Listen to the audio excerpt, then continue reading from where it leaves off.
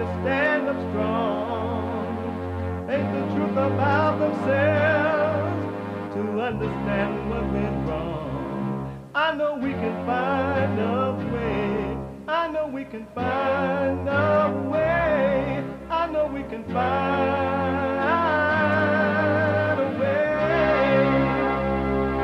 to stand up, stand up, stand up.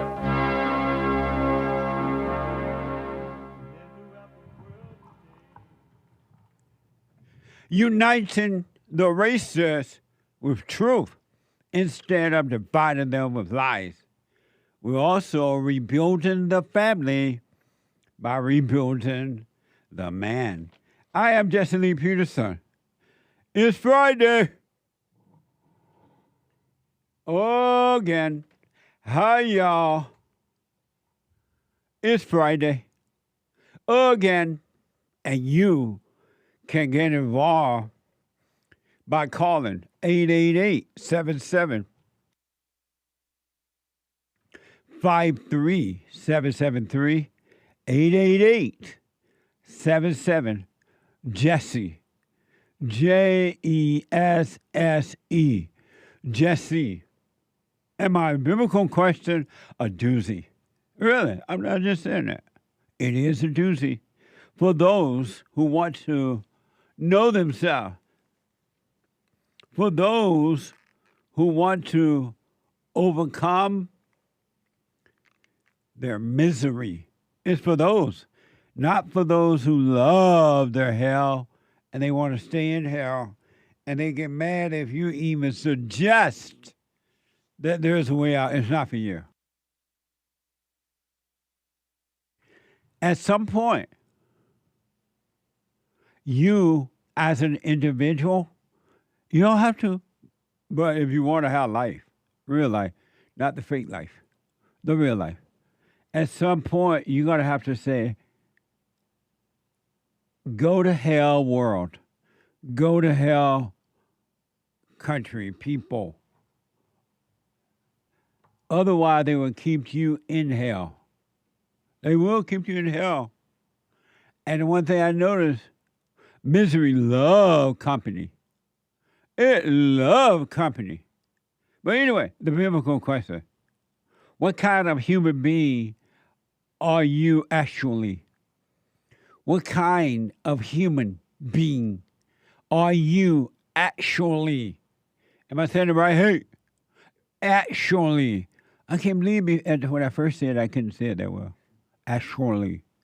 It's like when I used to say ask. Now I say ask. I used to say ask. And now it's ask. Now it's actually. Ooh, all white. White on the inside, black on the outside. Amazing. Ooh, we have every way that you can watch and support the show listed on JesseLeePeterson.com/show. JesseLeePeterson.com/show. And you can podcast the show in case you're busy and can't sit and watch it.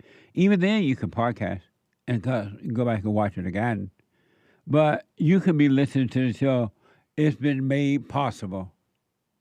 He made it possible for the sun to shine. He made it possible that we would have peace of mind. I got love and I've got joy. But most of all I have the Holy Ghost. I thank God He made it possible. Oh, thank you, Lord. Amazing. It's been made possible that you don't have to miss a show at any point by going to the listen line on TalkStream Live and call 605-615-4131. 605-615-4131. And to donate and have your comments read out loud, go to buymeacoffee.com/JLP Talk. Buymeacoffee.com/JLP Talk or Bond JLP Cash App. Bond JLP Cash App. Amazing. It's Friday. It's Open Line Friday.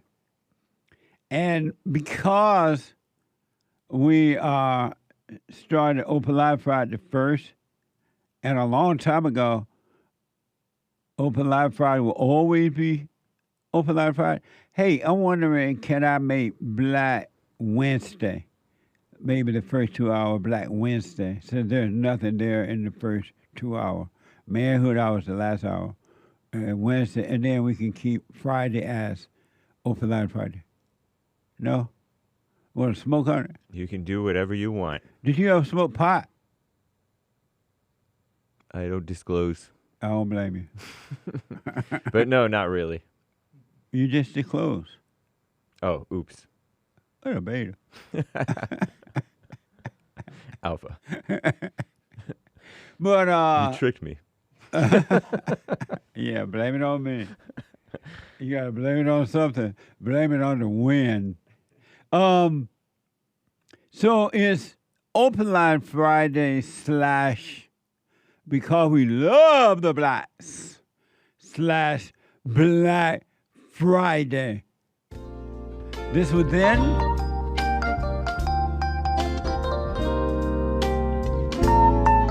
And this is now. I love the blacks. You do make disparaging remarks towards black people. He black. I want to make sure we agree on that first. No, we disagree. Hold on. I want to ask. Hold on. Well, and the things that you do, just like I say, I want to hate you, but something won't let me. Hey. What? What's wrong with the blacks? What's wrong with the blacks? Black Friday. 888-7753-773. 888-77. Jesse. Hake. Or the anchor baby. I've been told to eat eggs. You know, not just every day, only egg, but I've been eating boiled egg. And then the other day I was told not to eat the yellow in the egg that often. Is that true? Either one of y'all. I don't think so. That's not true? Nothing in excess, I think. They I think they told you that because of cholesterol right. fears, but They said That's so I just don't know. 80s. is that true, Anchor Baby? I don't really follow that, but I'm not sure. They said if I eat 4 eggs a day, don't eat the yellow. I also Because- That's actually more like 90s, to be honest. 90s. Yeah. It bring on cholesterol. I'll be honest. You need some cholesterol. Uh, I think cholesterol what is do good, you right? need? A little bit. So you need cholesterol so you can go to the doctor, and the doctor can give you cholesterol pill to stop the cholesterol. Well, You they get say- worse cholesterol from other things, and you only have like 2 of them, and 2 a day's not bad. Go ahead. Yeah, I've heard similar things. They say there are different kinds of cholesterol, and I think usually people with this high cholesterol problems, they have like a bunch of other things too. They're like overweight. and- Yeah, blood So, I mean, pressure. I will. It's I don't hard even to know if this is true, but It's a- I'll let's say I finish a 12 pack of eggs. I might go like the next week and not have that many eggs. I But you don't definitely even know have why. some, but not that many. Right. I don't even know. I do somewhere in the back of my mind. I'm thinking too many eggs, but I have no reason to believe that. We have in Alabama, we raised chicken. We had a hen house, and the hen had eggs. Mm-hmm. And we would have eggs for breakfast at least every weekend because normally, sometime during the weekday, we didn't have time to, Right. Maybe you can have cereal. right. But seriously, right. But so neither one of you knows that true, not about yellow cause. The yellow egg can bring on cholesterol. Right, because if you just eat egg whites, I've heard there's drawbacks to that. I've also, it kind of reminds me of, I once heard a lady say, don't eat carrots at night because carrots have sugar. I'm like, people have worse sugar at night. Carrots Can't eat are fine. anything. Yeah. Out of all the things you can have at night, it's like, don't eat anything. The sugar in the carrots is keeping you fat. I'm like, that doesn't make sense. It's amazing that in the good old days where boys were boys and men were men, you were able to eat anything down in Alabama. Because you grew everything, number one. But you were able to eat, and the people lived to be 80, 90, 100. Miss Short was 110. Miss May and Miss Evelyn in the late 90s, 100s. And now you can't eat anything and you die early. What the? Yeah, part of it is activity, I would guess. I've And heard then stuff people are like that eating- over the and years. People are That's just eating a lot and sedentary. Huh? sedentary, eating a lot. Yeah. Those are like big factors of making you unhealthy. It was almost unheard of for somebody to die before their 80s. Right. Really. If somebody died in their 70s or 60s or early, people were like, what happened? Right. But somebody died in their 80s, 90, and 100. You're like, Miss May lived to be 110 or so. Nice. Remember May? I don't. yeah. I don't think so. Oh, yeah. Miss May had a lot of children too. Bubba. Whatever happened to Bubba? Bubba moved back to Alabama he lived in Detroit.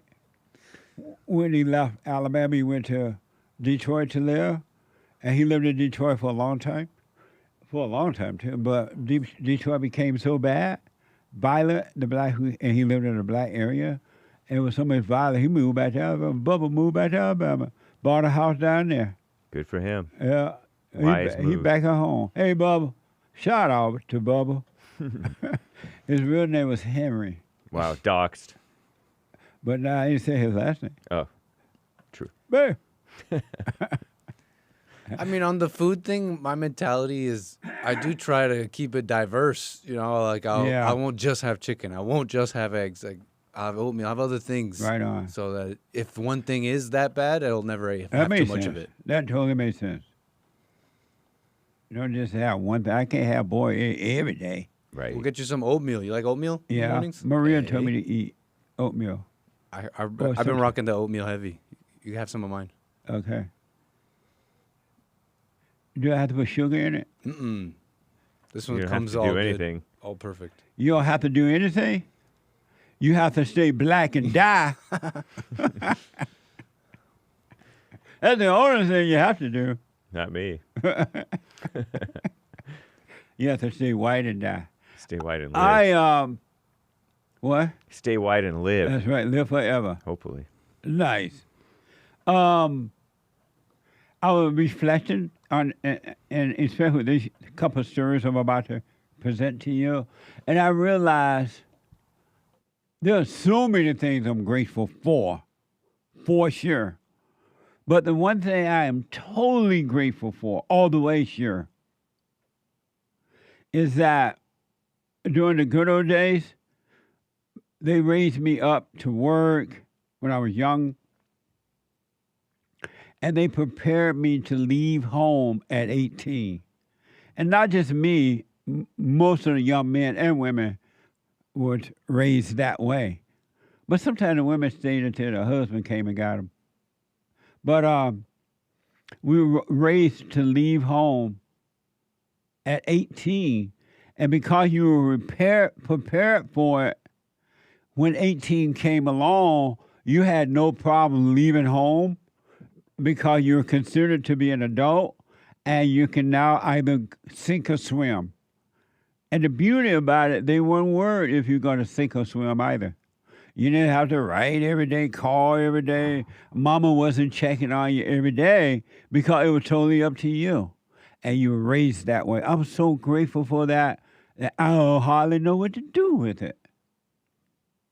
Because it's so not like that now.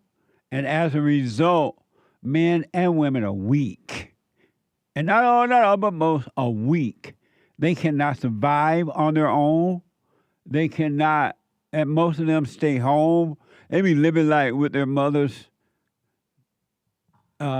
19, 20, 30, all through the 20s and 30s and 40s, 50s and 60s until Mama died. I'm so grateful for that. And another thing, as a result of being out there on my own at such an early age in life, I made a lot of stupid mistakes along the way, a lot of them, but I'm okay with that too now. And I needed those things in order to help me in whatever way they helped. But I'm grateful that I left home. And so when I moved to LA around 18, I started listening to Jesse Jackson and Louis Farrakhan and the NAACP and others, the Wicked Witch of the West. They were all talking about racism. And they were calling white people racist. And they said that the blacks can't make it because of racism. And for a minute, out there on my own, listening to these adults, because I thought, since they were in the media, I thought they were honest and that what they were saying was true. I believed that for a while. I did. I really believed it. And every time I dealt with white people, in the back of my mind somewhere, I was thinking that they were racist. And especially if they disagreed with me. I automatically thought, and it wasn't my thought I know now, but I didn't know then what I know now. If I knew then what I know now. But I thought automatically they would disagree with me because of my color. And I would be angry. And that went on for a couple of years. And then finally, as I always have been, I started to question things. I really did, like I did as a child. And I wonder, okay, so if racism is as bad as the so-called civil rights leaders and others are saying it is, that black people can't make it because of racism, because of the white man and racism, white people, why is it that the people who are saying these things, like the NAACP, Congressional Black Caucus, Jesse Jackson, Louis Farrakhan, Al Sharpton, and all those people, why is it that they're living high on the hog? I really thought that. And I'm like, why is it that their children, they're blacker than me, most of them, a lot of them, and they're doing fine. They're going to the best schools. They're getting the best education. And I'm like, how is it they're making it? The white man not holding them back, but everybody else being held back by the white. I literally thought that. I wondered and I pondered. And then I realized that I had been lied to, that it wasn't true at all. Really, it wasn't true. It was just a total lie. I even thought that for a while I started saying that white people were racist because I believed a lie. Once you believe a lie, it's nearly impossible. It's not impossible, I realize now. If you want to know the truth, you can know the truth. But once I believed a lie, you couldn't convince me that it was a lie until I started to examine myself to find out that there was no such thing as racism. I had been lied to. And that those people, the civil rights leaders, so-called, all those people and then some, they were lying to me so that they could be in power and gain wealth and fight that. And I thought, that is horrible, that these people are sacrificing other black people's lives so that they can have perceived power and wealth. It was like horrible when I realized that. But I had to change of mind. I didn't believe it anymore. And when I didn't believe that anymore, I just went about continue living my life, and because that was a part of the on the way. Down the road, I ran into that stumbling block. And then I started to see that it was about character and not racism at all. And I went on with my life. Thank God. Because had I not been allowed to see the real deal, I'll be believing that today. At my age, imagine being this old and thinking racism as this. what would I have been and what would I have gotten out of life had I continued to believe the lie that somehow or another somebody can hold me back because of my color? What a sad way to live, huh? And I had no idea that this was like in the this late 60s, 70s, 80s, right? And just imagine what my life would have been had I believed that lie that somebody can hold me back because of my color. What a mess. And I had no idea that from the 60s to now, 2025, that these black race hustlers, that it would go from generation to generation, and that they would want power and they would use this idea of racism, even though you can clearly see now that it's not true, that they would still be using this to maintain power and wealth. And that's the only reason they're using. They don't believe it. Really, they do not believe it. But they say it because it keeps other black people unaware, black people under control, so that they can become what they think are important people, the leaders, the examples. And there are some black people who believe it because they want to examine to see the truth. But I had no idea that in 2025, this was back in the 60s, late 60s, early 70s, I didn't know they'll be pushing it harder in 2025 than they did back then. It says, no, nothing changed. Even though white people have given up everything, they have given up their schools, their communities, their businesses, their children. They gave up the white woman. The white woman all messed up now. But the white woman, white people have given up courage for fear. And even more, back in 2025, the blacks are crying racism more so now than they ever have done. And they blame racism on everything. Blacks are so not all, but more. They're such a failure and loser in life. They're even blaming racism on diseases. Think about that. They got cancer because of racism. They're stressed. They have diabetes because of racism. Think about that. Who would even say something like that with a smile? But the blacks is so bad. White people thought, okay, well, we give the blacks everything they ask for. At some point, they're going to know that, okay, it doesn't exist anymore. White people have even given up their country, America. And white people thought at some point, black people are going to know, we're not against y'all. We'll give you everything. We've spoiled you. And you only gotten worse. And now the blacks are even they blame their fat on racism. Know how everybody fat? They're blaming racism for everything. For everything.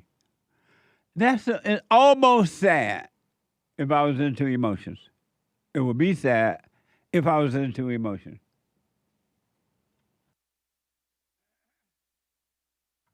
And they do it with no shame. Blacks are now blaming, this is from Fox News, if you doubt me. Blacks are now blaming racism on everything, disease and everything. They got diabetes because of racism. Former Representative Jamaal Bowman, not Boner, Bowman, my bad, he black. Bowman, a Democrat out of New York, he black. he claimed that black people face higher rates of chronic diseases like cancer and diabetes due to the stress of being called the N-word every day. During an appearance on CNN News Nights on Wednesday. Watch this from CNN. These were two Democratic elected officials in Minnesota who were killed. The Tree of Life synagogue shooting, killed. Christchurch, New Zealand, slaughtered. AME Church in South Carolina. On and on and on. Catholic, this is America. Catholic and pro-life the problem ministries is bombed. we are not dealing Catholic with pro-life America's ministries bombed. You're original right. sin and its disease of hate and racism towards black and brown people and sexism towards women and anti-LGBTQ sentiment. We are not dealing with that. Your colleagues in the Republican Party do not hold each other accountable when it comes to the racism that comes from the party on a consistent basis. Congressman, I mean, where are you on You the, can't be calm attempts? about this. I'm a black man in America. The reason why heart disease... I'm white, I can't comment Listen on to that. what I'm saying. The reason why heart disease and cancer pretty and racist. obesity Yes, I can't and comment on diabetes are bigger in the black community is because of the stress we carry from having to deal with being called the N-word directly or indirectly every day. If your colleagues would listen and try to learn and engage and grow and stop being so hateful, we could have a better country. Jamaal. But unfortunately, we're still here. That is evil. And then that poor white man, okay, I'm not black, so I can't comment on that. I'm so sick of hearing that from white people, I don't know what to do. You can't comment on that, white people. Tell the man he's lying. He's lying. That's a lie. That's a straight up, bald-faced lie. And the white man, oh, I can't comment on that. I'm not black. And then just because black people scream, that doesn't mean you have to shut down. They're screaming so that they can fade you out. They don't want the truth about this to get out. The white man was marking him how? He was being sarcastic. About saying He's what? saying, oh, I can't talk about this because I'm white. Oh, that's what he said? Yeah. Oh, I thought he was saying, I can't because I am white. But he was being funny. Sarcastic. Right. Oh, okay. But he couldn't shout down the loud, pushy black guy. That's one thing for sure. Screaming like mama. Isn't that the same black man that pulled that alarm system thing? Yeah, I forgot about that one. He was accused of pulling the guy you're trying to stop the vote or something? Yeah. Something like that. He opened the emergency door or the fire. According to those reports. He pulled the fire alarm so he could get out the emergency door. Something like that. Something happened. But that's a lie. Listen, how's anyone, and who calls somebody the N-word every day other than blacks calling people that? When the last time you been called the N-word Hake? Yesterday. See? Every day. Directly or indirectly. Every day. If you're called a DEI mayor, that may as well be called the N-word. I heard that. Well, man, but that's a lie, folks. And black people, do what you want, but you need to pull away from these people. They're trying to keep you down. This man been a congressman. He's all those CNN, and he's still crying racism. And then trying to act like he's serious about it by being emotional. An emotional person is never serious. An emotional person is lying. And when you're crying, you're lying. I gotta take a break. What a mess! Back in a moment.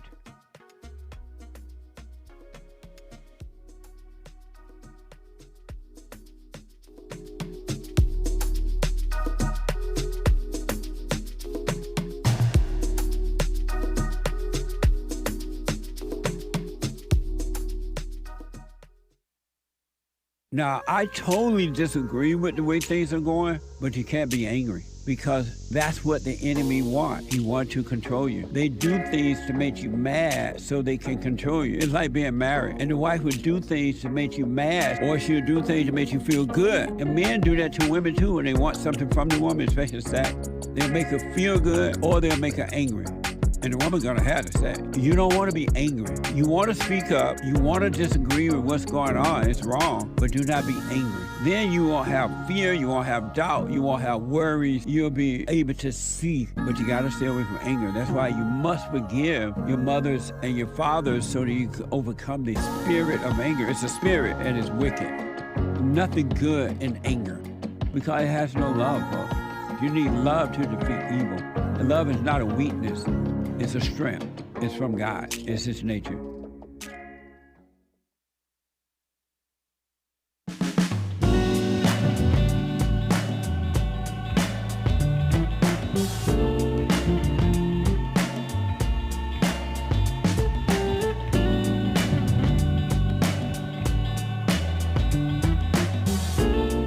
Moving right along. It's Friday. Number one, the Hake report is coming up at 9 a.m. today, Monday through Friday. The Hake, H-A-K-E report.com from 9 to 11. Make sure you podcast it if you can't listen live. You don't want to miss 1 minute of the Hake report. And, oh, Lord, not George, but the American anchor baby. And you don't want to miss that energy everywhere, just all over the place.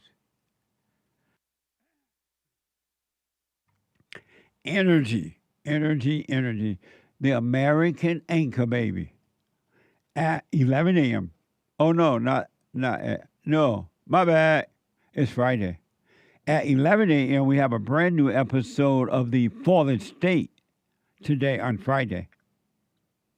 A brand new episode. I had a very interesting, fun conversation with Lilly Gaddis. And she is a social media personality and the host of Down the Line. Watch this. Next time on The Fallen State. I saw the video where you were cooking and you said the so-called N-word or whatever. In that context, I didn't mean it offensively at all. I was just saying a word like I would say dude, or you have the right to call me a cracker and I have the right to call you a nigger. You know? Yeah, that's right. So if I keep speaking out about it, you know, maybe we can fight against that cancel culture that has ruined lots of people's lives. What's wrong with the blacks?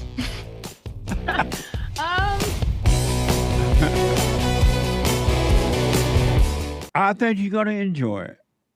Amazing conversation at 11 a.m.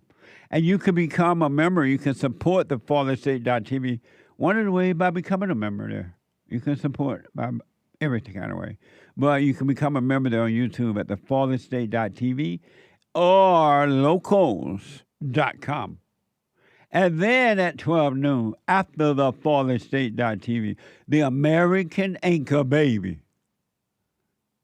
And that's where the energy is given to him by God. It's a gift, not alone. Not just local. Jesse Lee Peterson on local? JesseLeePeterson.locals.com. Oh, I never said that before. I know. We've been letting you say it wrong all this time. I'm grown. Nobody's gonna find it. You don't let me say anything. I'm grown. We let you. Locals. JesseLeePeterson.com. No, JesseLeePeterson.locals.com. All right. And so you can become a member there and support it. And then at 12 noon, the American anchor baby, right after the FallenState.tv. The FallenState.tv, all right? The American anchor baby. You're going to be shocked and amazed. And then we have Fellowship on Sunday. Fellowship on Sunday, all right? Doors open at 10:30. Come on down for everybody. Doors open at 10:30. Meetings start at 11 a.m. Pacific time, 2 p.m. Eastern time. And this time I'm going to sit down so I don't fall down. What the? This Sunday. And listen up. I need your support. Summertime is here, and the living is easy. So I need you, because people go on vacation, they forget to donate and support what we do, but the work goes on. So we're raising $50,000 or more to take us through the summer. And I know a lot of you have it right there on you, and you can support it to get us there. So I'm asking that you make a donation for whatever you can give to help us get up to at least $50,000 to take us through the summer until you come back from your vacation. So we're asking for support, all right? Go to rebuildingtheman.com/donate, rebuildingtheman.com/donate. You can call 800-411-BOND, 800-411-2663, or you can mail a check or money order to Bond. Make it out to Bond, B-O-N-D, and send it to P.O. Box 35090. That's Bond, and then the P.O. Box 35090, LA, California, 90035. Bond at send it to P.O. Box 35090, LA, California, 90035. And you can donate the whole thing or more, or whatever you can help out on. We appreciate it, and we'll let you know when we get there. Thank you all in advance. One more thing I want to.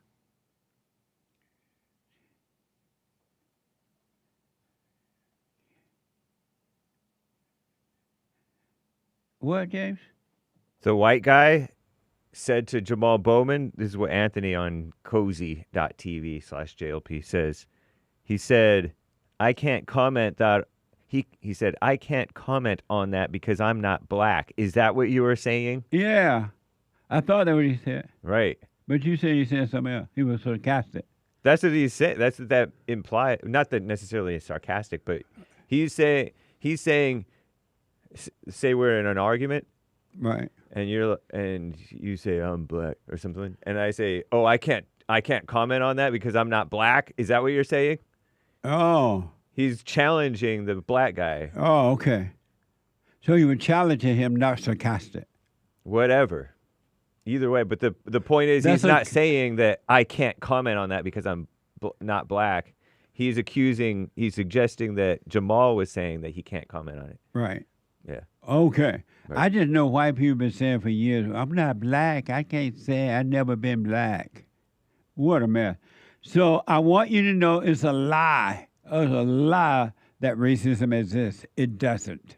Never has, never will. It's not even possible to be racist.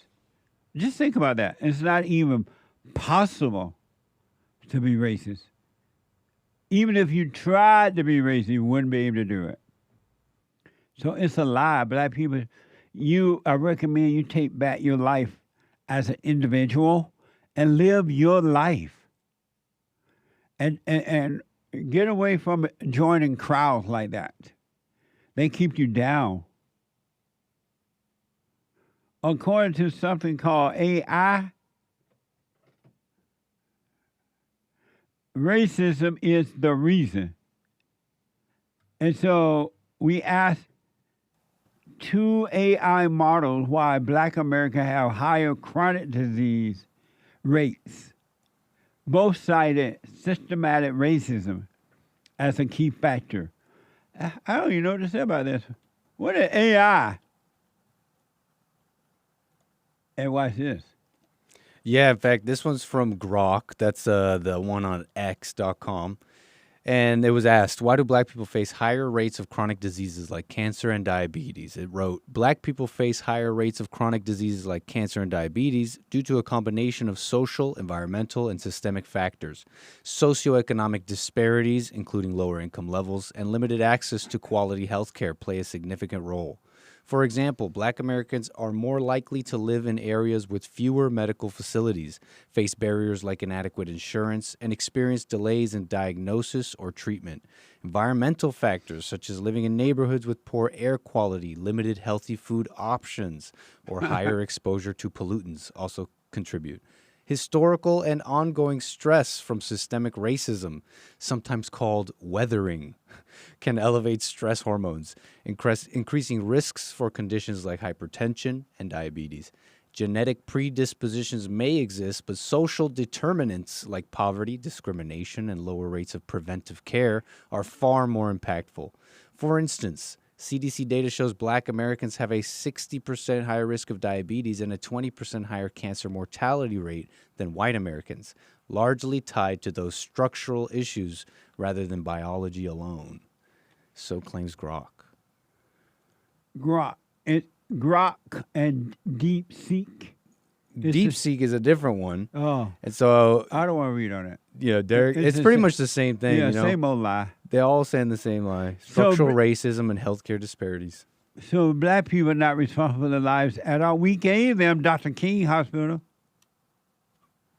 over in South Central. Remember when we gave the Blacks Martin Luther King Hospital over East LA, South Central LA, James? No, I don't remember that. Yeah. I didn't even know that existed. Yeah, we gave them, well, they were like, we don't have a hospital. We don't have a hospital. We need a hospital in the hood. At first, we gave them a county hospital downtown there. Huh? County General. Yeah, we gave them that, and that's a big hospital with a nice view. Because it's just on a little hill there, and when you're driving down the 10 freeway, or not the 10, but yeah, the 10, I believe, and you can see the hospital sitting on the hill, and they screwed that hospital up, but then the Mexican took over. And so we gave them Martin Luther King Hospital, and they screwed up that hospital. And so you're blaming it. We gave y'all everything y'all asked for. We have given it to you, and you're still not satisfied. What a mess! And they screwed up. They screwed up Martin Luther King Hospital so bad that Mel Gibson and I went over there and tried to do some work together over there. That didn't work. Do you remember when Mel Gibson and I went over to Dr. King Hospital? I remember that you guys did. Yeah. That was like 2004. That was before I even knew of Bond. Mel and I were trying to help the Blacks. Mel, nice. Jewish, Jesse Black. Mel Gibson is Jewish? No. The Jews don't like him or something, right? Right. I knew so with the Jew thing. They don't seem to like each other that much. Yeah. Right, that's what it is. But Mel Gibson and I went over there and tried to help the Black, even at Martin Luther King Hospital, after we gave them the hospital, and they still not. They still blame it white. So is AI a person? No. Who is AI? AI is a computer that conglomerates a whole bunch of the mainstream liberal media lies and textbook crap. Sorry, kids. So it just gets its info from the liberal media, mainly. And so somebody put that information on a computer called AI. No, they put it on the internet. The AI found it on the internet. So the person who owned AI found that information on the internet and put it on their site. AI, from what I understand, Nick, correct me if I'm wrong, peruses the internet and puts together a little essay for you, a little bit of information or a lot from different sources on the internet. So whomever owns AI is doing that. No, whoever owns AI, they gave the AI what's called weights, things that it would find important. But the only reason the AI thinks those things are important is because it was told that those things are important. Because AI can't think for itself. It's a machine, right? Right. So some human beings on the end of AI putting this stuff out there. Not like that. That's not accurate. AI machine can't do it by themselves. They have to be programmed. They compute. That's right. Yep. Exactly. That's closer to the truth. They put stuff together. AI can put stuff together for you. But not without the help of a person. Well, you give it a prompt, and it's been given a little algorithm or something or programming to come up with some mostly liberal answer for you. Is AI the same as Google? I mean, like Google. It is a little bit like Google, but it's a little bit more talkative than Google. And it lies. True. just like Google. So they made a lying AI machine. Indeed. What a mess. Yeah, AI is often mistaken, and it has a liberal bias just like the rest of the world. When I look at the world, it fills me with sorrow.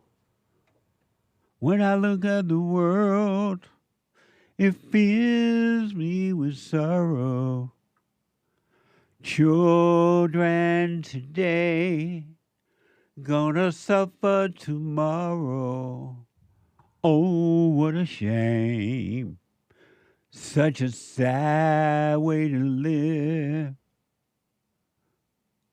Who really cares?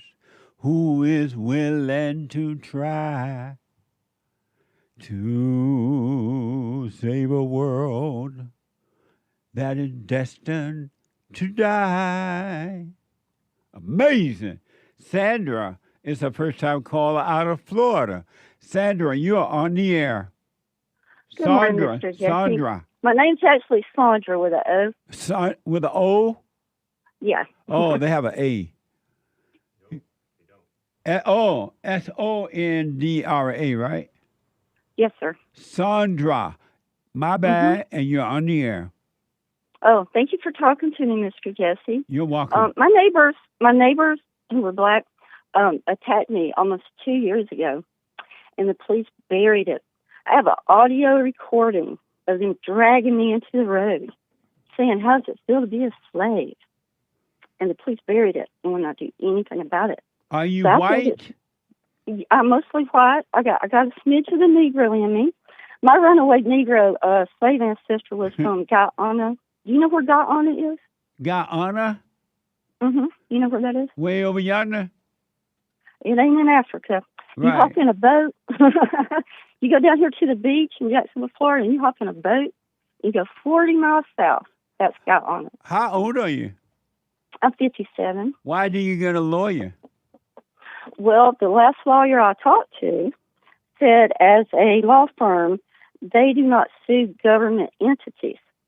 So I wrote to another lawyer, and they told me I should call, I think it was American Civil Liberties, because it wasn't just negligence from the police, it's a willful cover-up.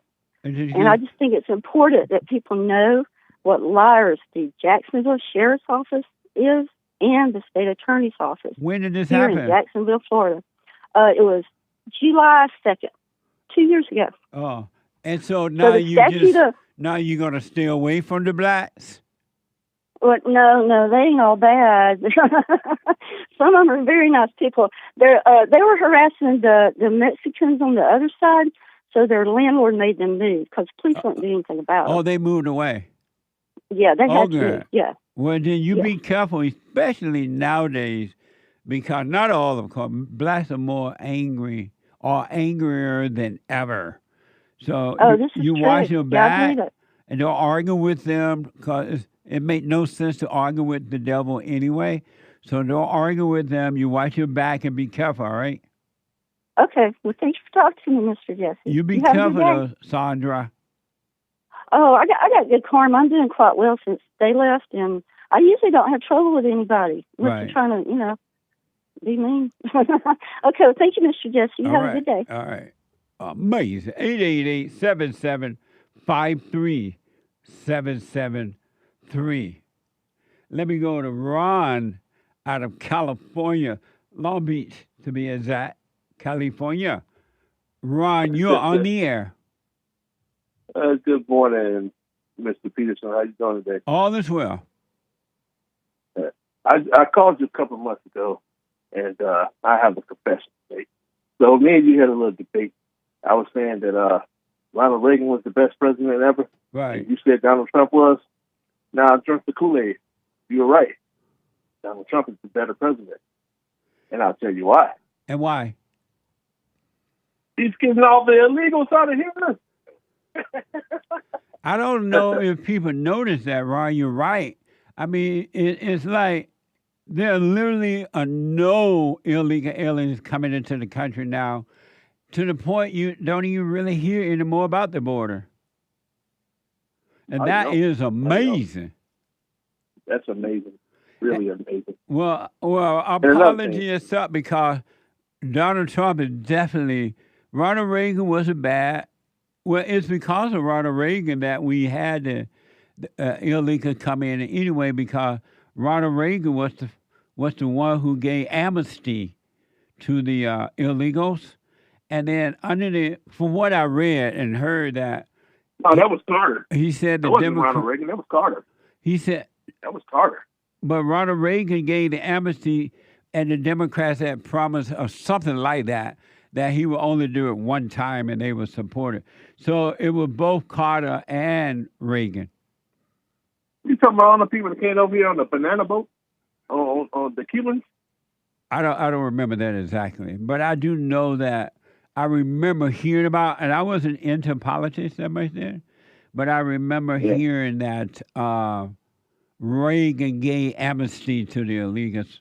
So I don't know exactly what was going on at the time, because what do you say, hey? So illegals were a problem since long before Reagan, apparently. Oh, okay. Because they were here, and he gave amnesty as a deal, I heard. Right. In exchange for border security. But they never did border security. To this day, they are not doing it except for under Trump. And so I heard that he later regretted it.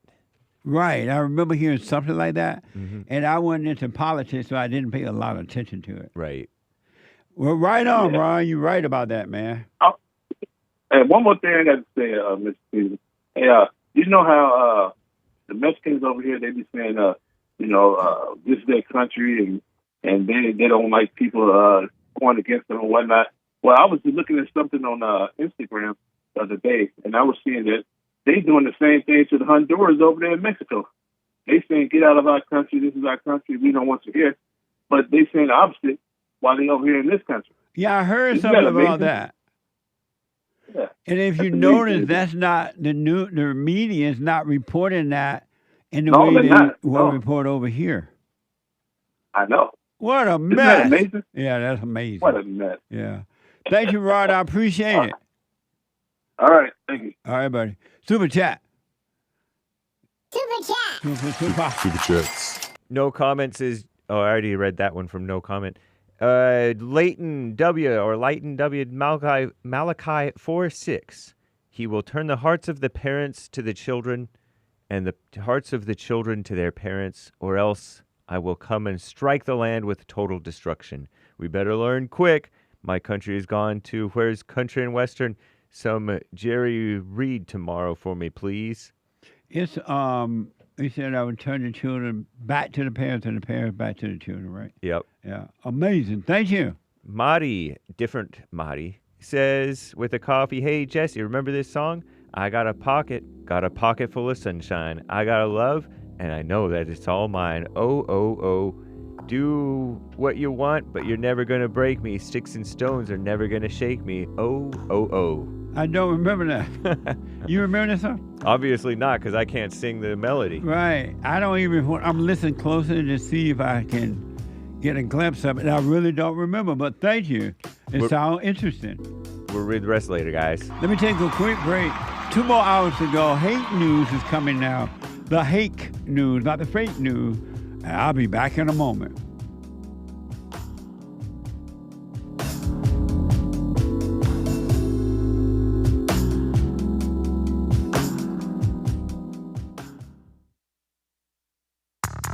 I recommend you get a copy of my book, From Rage to Responsibility. I write about how the spirit of anger was taken away from me 29 years ago. I forgave my mother who tried to turn me away from my father, and I returned to my father, and through him, my father on earth, and through him I was able to return to God. No man or woman can return to God unless you go through the Son. And men are sons of God. They may be weak, pathetic examples of it, but it's the spiritual order of life. God in Christ, Christ in man, man over woman, and woman over children. So get From Rage to Responsibility. I write about that. Go to my website, rebuildingtheman.com for an autographed copy, or call 800-411-BOND. And donate to my nonprofit, BOND, the Brotherhood Organization of a New Destiny. We are rebuilding the family by rebuilding the man.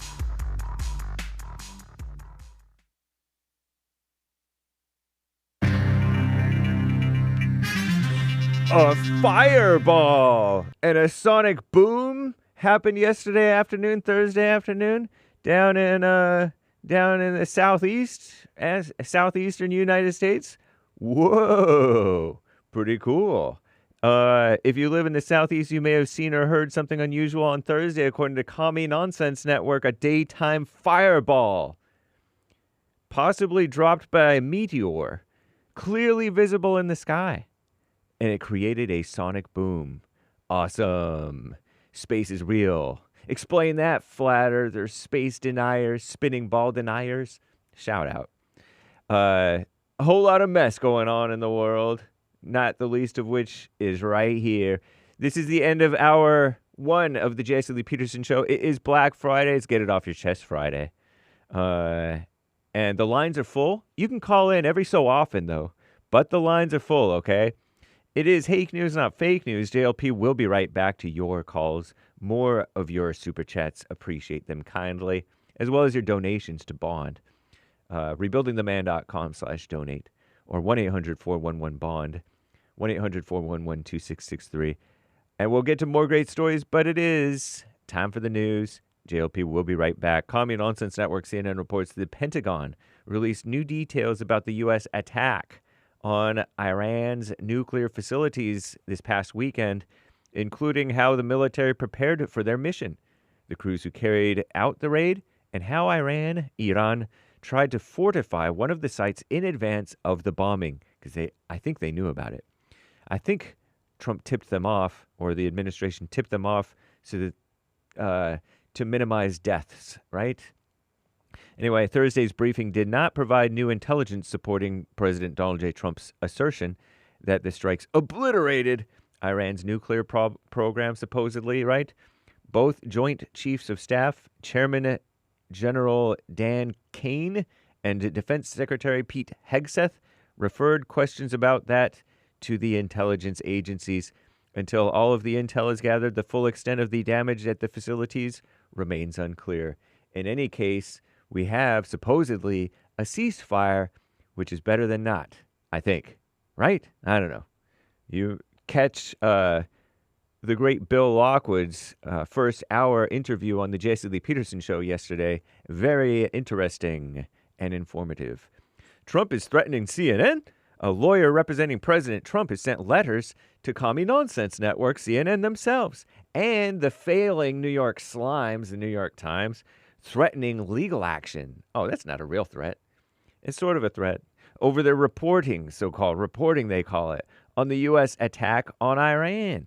Attorney Alejandro Brito, B-R-I-T-O, alleged that the stories published June 24th, that was a few days ago, describing an early U.S. intelligence assessment of the strikes were false and defamatory. Nice. Both media outlets rejected that claim. They want to hide behind their journalism. And Trump has insisted that Iran's nuclear enrichment sites were completely and totally obliterated. But the preliminary assessment of the Pentagon's intelligence arm suggested the bombings did not destroy the core components of Iran's nuclear program. Administration officials confirmed the existence of the intel, and Trump said that anyone who leaked it to the press should be prosecuted, unquote, quote unquote. The president also described both media outlets as fake news, which they are if they push the fake lie of racism and LGBT, transgender, and all kinds of feminism, and all kinds of fake stuff, victimhood. And he called for one of the 3 CNN reporters who broke the story to be fired. CNN replied, "We stand 100% behind Natasha Bertrand's journalism," whoever that is, right? And specifically her and her colleagues reporting, unquote, about the assessment. Interesting, huh? Drama. And Planned Parenthood, is it on the chopping block? I don't know. The so-called Supreme Court's going to make big decisions, I guess today, something like that, about Planned Parenthood. They're trying to sue South Carolina, but it's being blocked. That was blocked by the Supreme Court. Anyway, I got to wrap up here. I'm James Hake. Now back to the Jesse Lee Peterson Show. JesseLeePeterson.com/show, hour 2.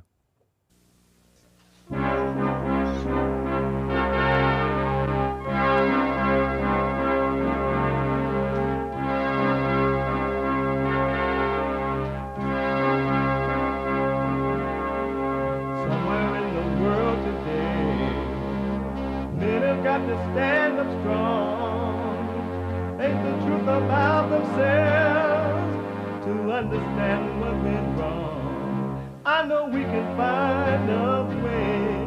I know we can find a way. I know we can find a way to stand up, stand up, stand up.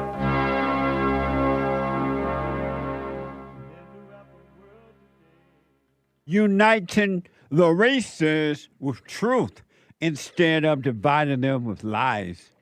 We're also rebuilding the family by rebuilding the man. I am Jesse Lee Peterson. Welcome to the second hour of the show today. You can get involved by calling 888-7753. 888-77 Jesse. My biblical question is, what kind of human being are you actually? What kind of human being are you actually? What kind? Know thyself. We have every way that you can watch and support the show listed on JesseLeePeterson.com/show. JesseLeePeterson.com/show.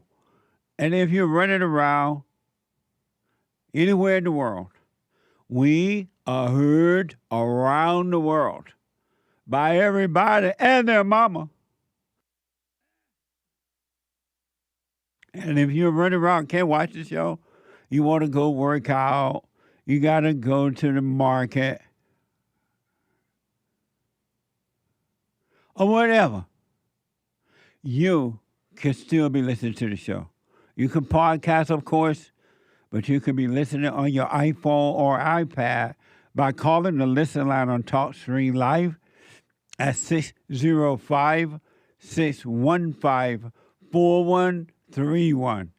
605-615-4131. And to donate and have your comments read out loud, go to buymeacoffee.com/JLP Talk. Buymeacoffee.com/JLP Talk or Bond JLP Cash App. Bond JLP Cash App. It's Open Line Friday/Black Friday.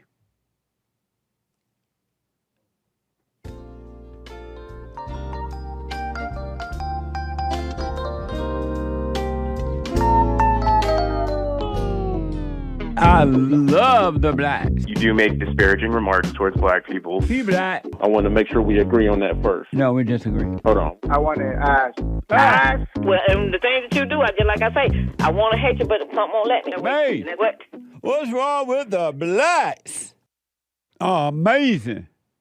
I'm black and I'm proud. Say it loud. Like that's supposed to get you somewhere, right? What now?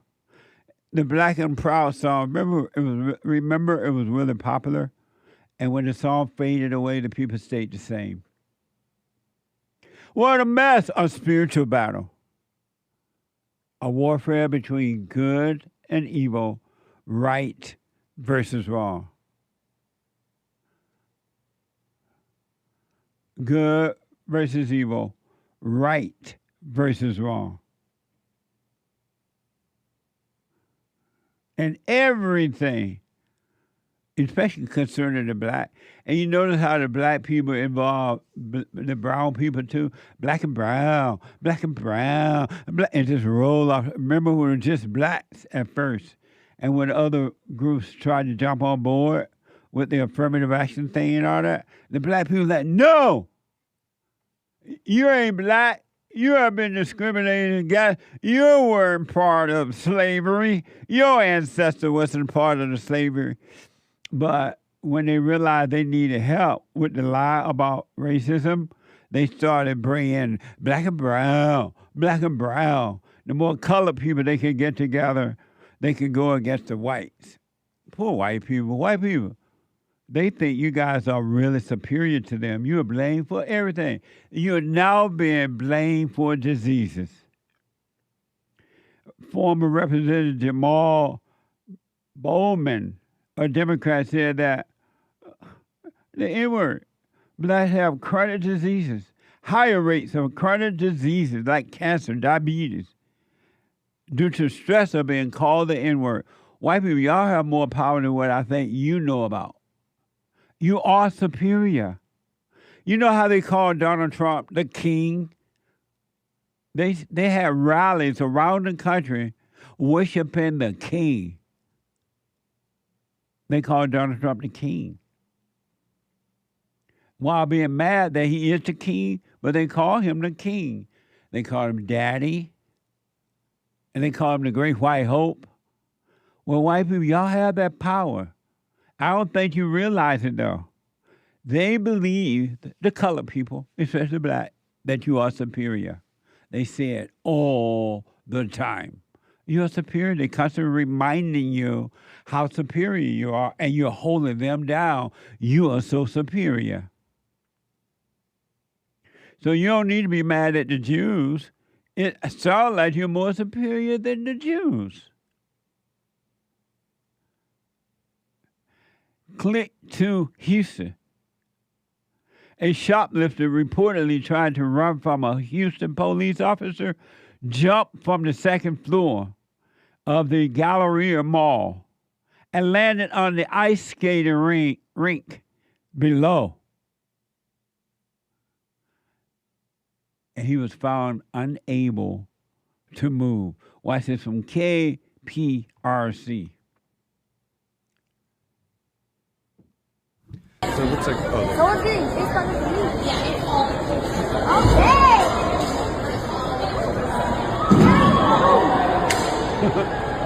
Oh my God. His ankle came off. This dumb jumped from the second or third floor in the Galleria to the ice, running from the laws. He broke both his legs. Bro, both his. Look at his legs. I seen the Zamboni coming out to clear the ice, and then I just see somebody fall. But this was no accident. The guy laying on the ice skating rink here at the Galleria Mall meant to jump down here. It was all part of his ice-cold getaway plan. Houston police say he just stole from a store in the mall around 2 in the afternoon on Sunday. At some point, while being chased by police, the suspect jumping over this glass barrier and onto the ice skating rink down below, breaking both of his legs. As soon as he fell, he tried to get up, and I guess he noticed his legs were broken. He screamed, "My legs are broken." I'm like... He screamed that? He screamed. He's like, "My legs are broken." I'm like, well, duh, obviously, right? Houston police got that guy from the ice and took him to the hospital with serious injuries. They do have charges pending both for theft and for evading police. It's only after those charges are formally filed that they release his name. What a man, beta. White people can't even go ice skating unless the black people are stealing and jumping. Stealing and jumping. White people just trying to have a first-class life. Now they can't even go ice skating. They couldn't even go on a cruise anymore. Ever since they allowed the blacks to go on the cruise, they have destroyed cruising on a Sunday afternoon. They're on a cruise boat fighting. Now they're jumping off into the ice ring. Ever. We needed you, Lord. We need to know what's wrong with the blacks.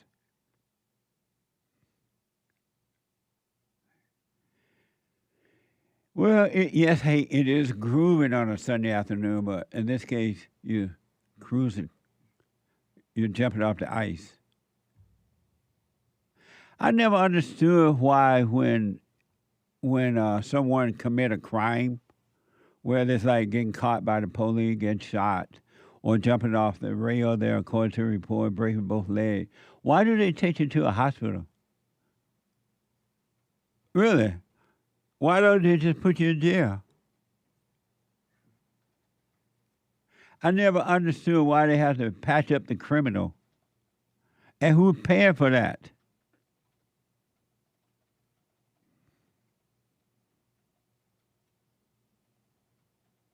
Who paid for that? Why not just take them straight to the jailhouse? Where's the mercy and grace in putting them in a hospital first? Oh, the ISIS bomber blew up everybody around him, and then one of the bombs hit him, and we took him to the hospital. And then we arrested him.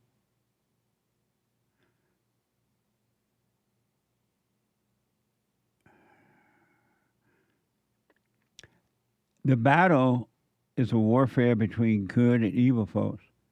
It's a spiritual thing. It's not physical at all. It's spiritual. And you cannot play with evil. Evil does not play.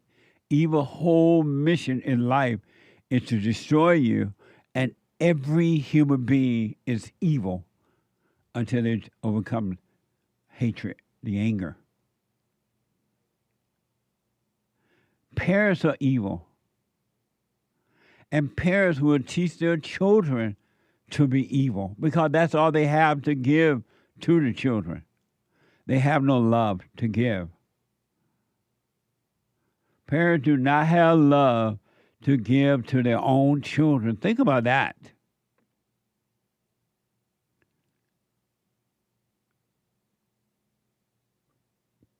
They only give the children what they have.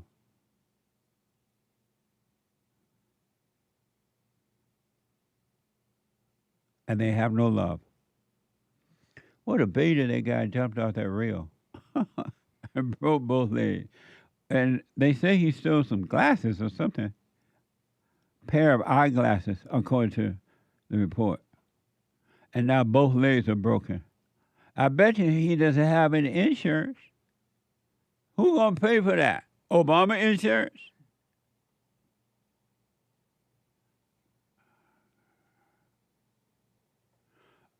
Or his mama insurance? What the? I want to give you an example. If this story is true, if it's true, I don't know for sure. And I've heard of black people telling their children that the police are hateful, racist, police brutality. And when a black child go out into the street, they don't have a child. I worry about my child. They may not come back. They tell children that. That is hatred. They hate their children, and so they set them up to suffer. And if this is true, here's an example of that. Here's a headline of the article from New York Times. New York Times. Of, I guess, a father telling. Well, what is this? Can here's my the children... headline. Go ahead. Here's the headline from New York Times by the author here, Iko and Yanka. Can my children be friends with white people? Asking out loud. From 2017. Mm-hmm. So it reads here, the summary for this article, as Derek wrote here, a black father grapples with teaching his sons to distrust white people for their safety in Trump's America. And I got a little bit of the article for you here. And again, this from 2017. That's when the Great White Hope first ran, right? Correct. 2017, November 11th this was published. So here's a bit of the article for you. It's impossible to convey the mixture of heartbreak and fear I feel for him. Donald Trump's election has made it clear that I will teach my boys the lesson generations old, one that I, for the most part, nearly escaped. I will teach them to be cautious. I will teach them suspicion, and I will teach them distrust much sooner than I thought I would. I will have to discuss with my boys whether they can truly be friends with white people. Yep. What a sad way to live, to set your children up like that, if this is true. Isn't that like, we have to love in that? The last bit here. As against our gauzy national hopes, I will teach my boys to have profound doubts that friendship with white people is possible. When they ask, I will teach my sons that their beautiful hue is a fault line. Spare me platitudes of how we are all the same on the inside. I first have to keep my boys safe, so I will teach them before the world shows them this particular brand of rending, violent, often fatal betrayal. I told you once, I've told you twice, and I've told you 1,000 times that parents do not love their children. This is this man teaching, putting fear into his children already.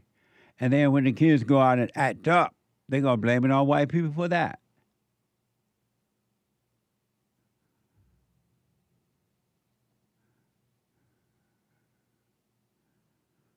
Where is the love? You don't have a chance, folks.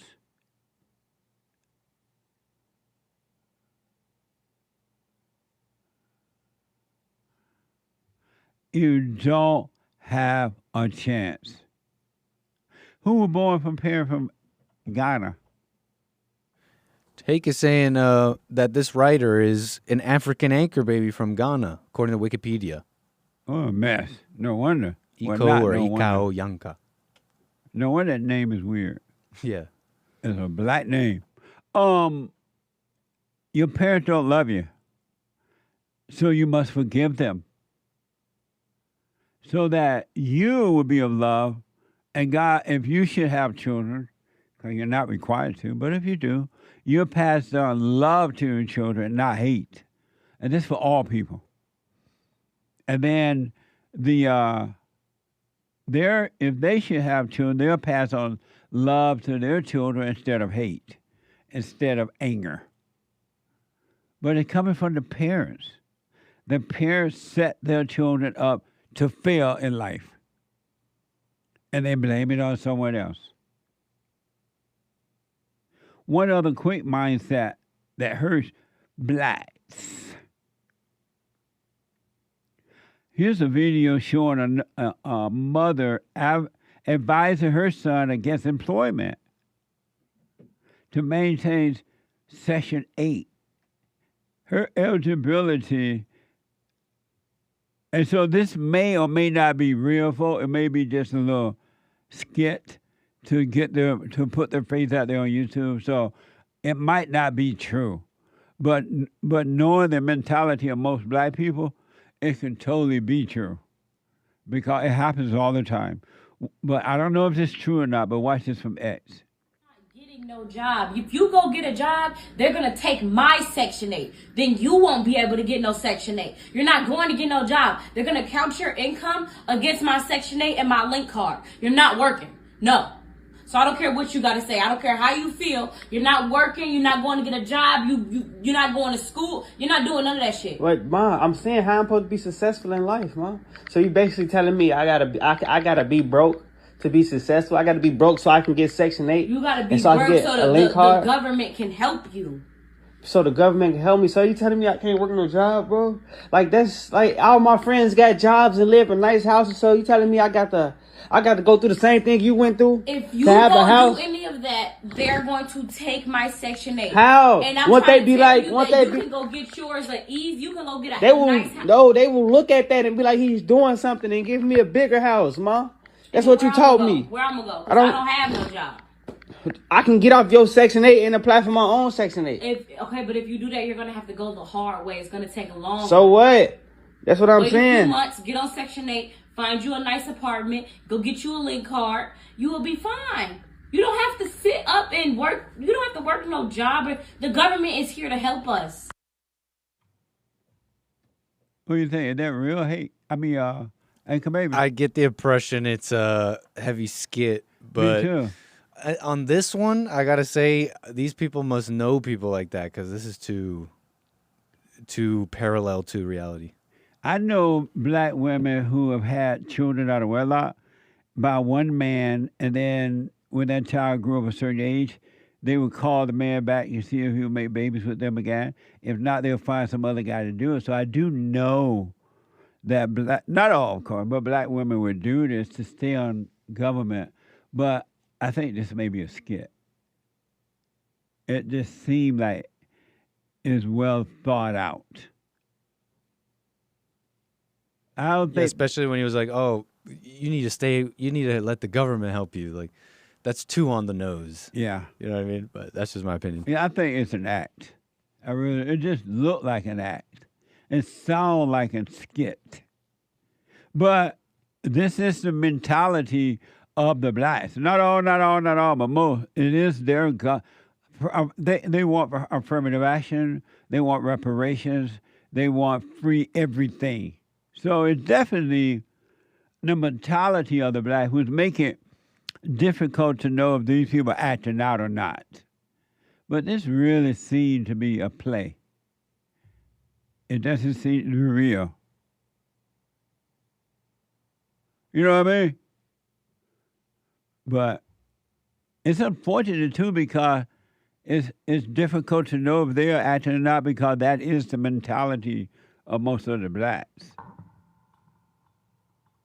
888-7753-773. Let me go to David, a first-time caller out of Chicago. David, you are on the air. Good morning, Jesse. It's such a pleasure to speak with you. Thank you. Are you on a speakerphone or something? Oh, let me check here. Hold on, David. Hold on. Don't hang up. I'll let Derek help you with the phone there. Let me go to New Jersey and talk to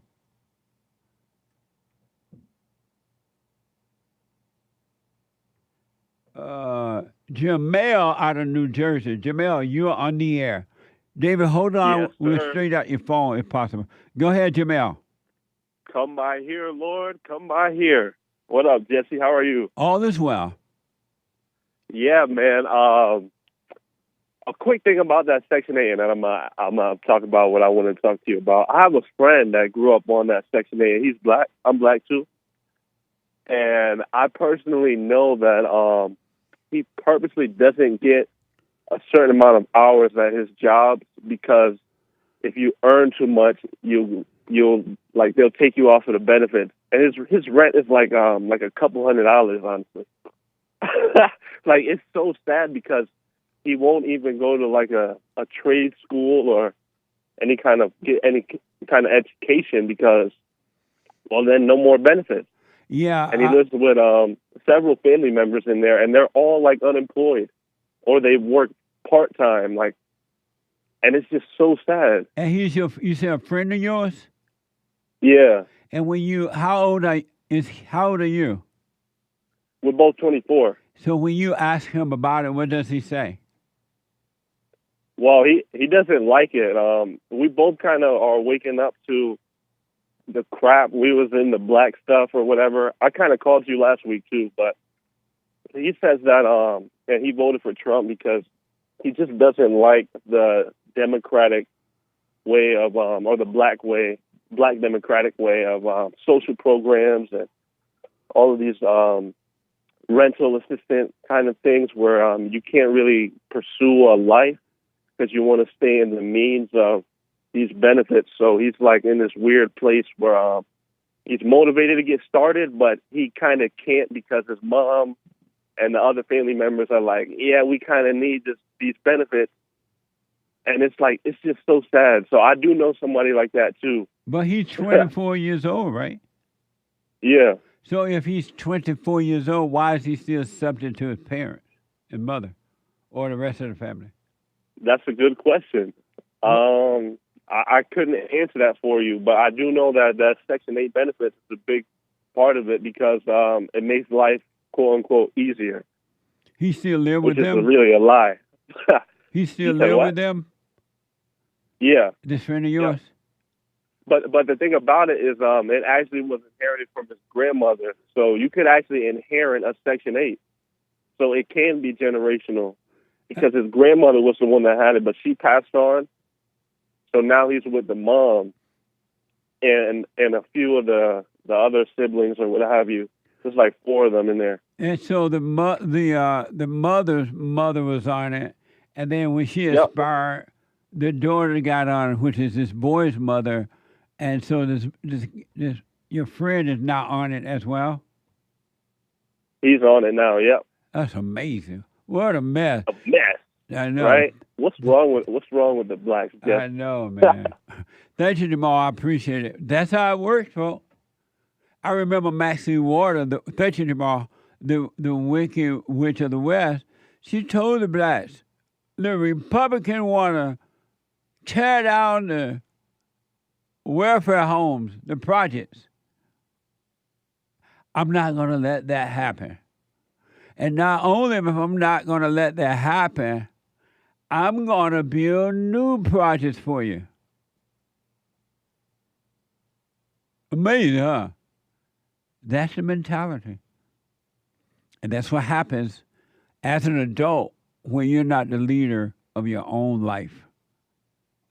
Amazing. 888-775-3773. Let me go to Dan out of Wisconsin. Dan, you are on the air. Jesse Lee. Good morning. How are you? All is well, Dan.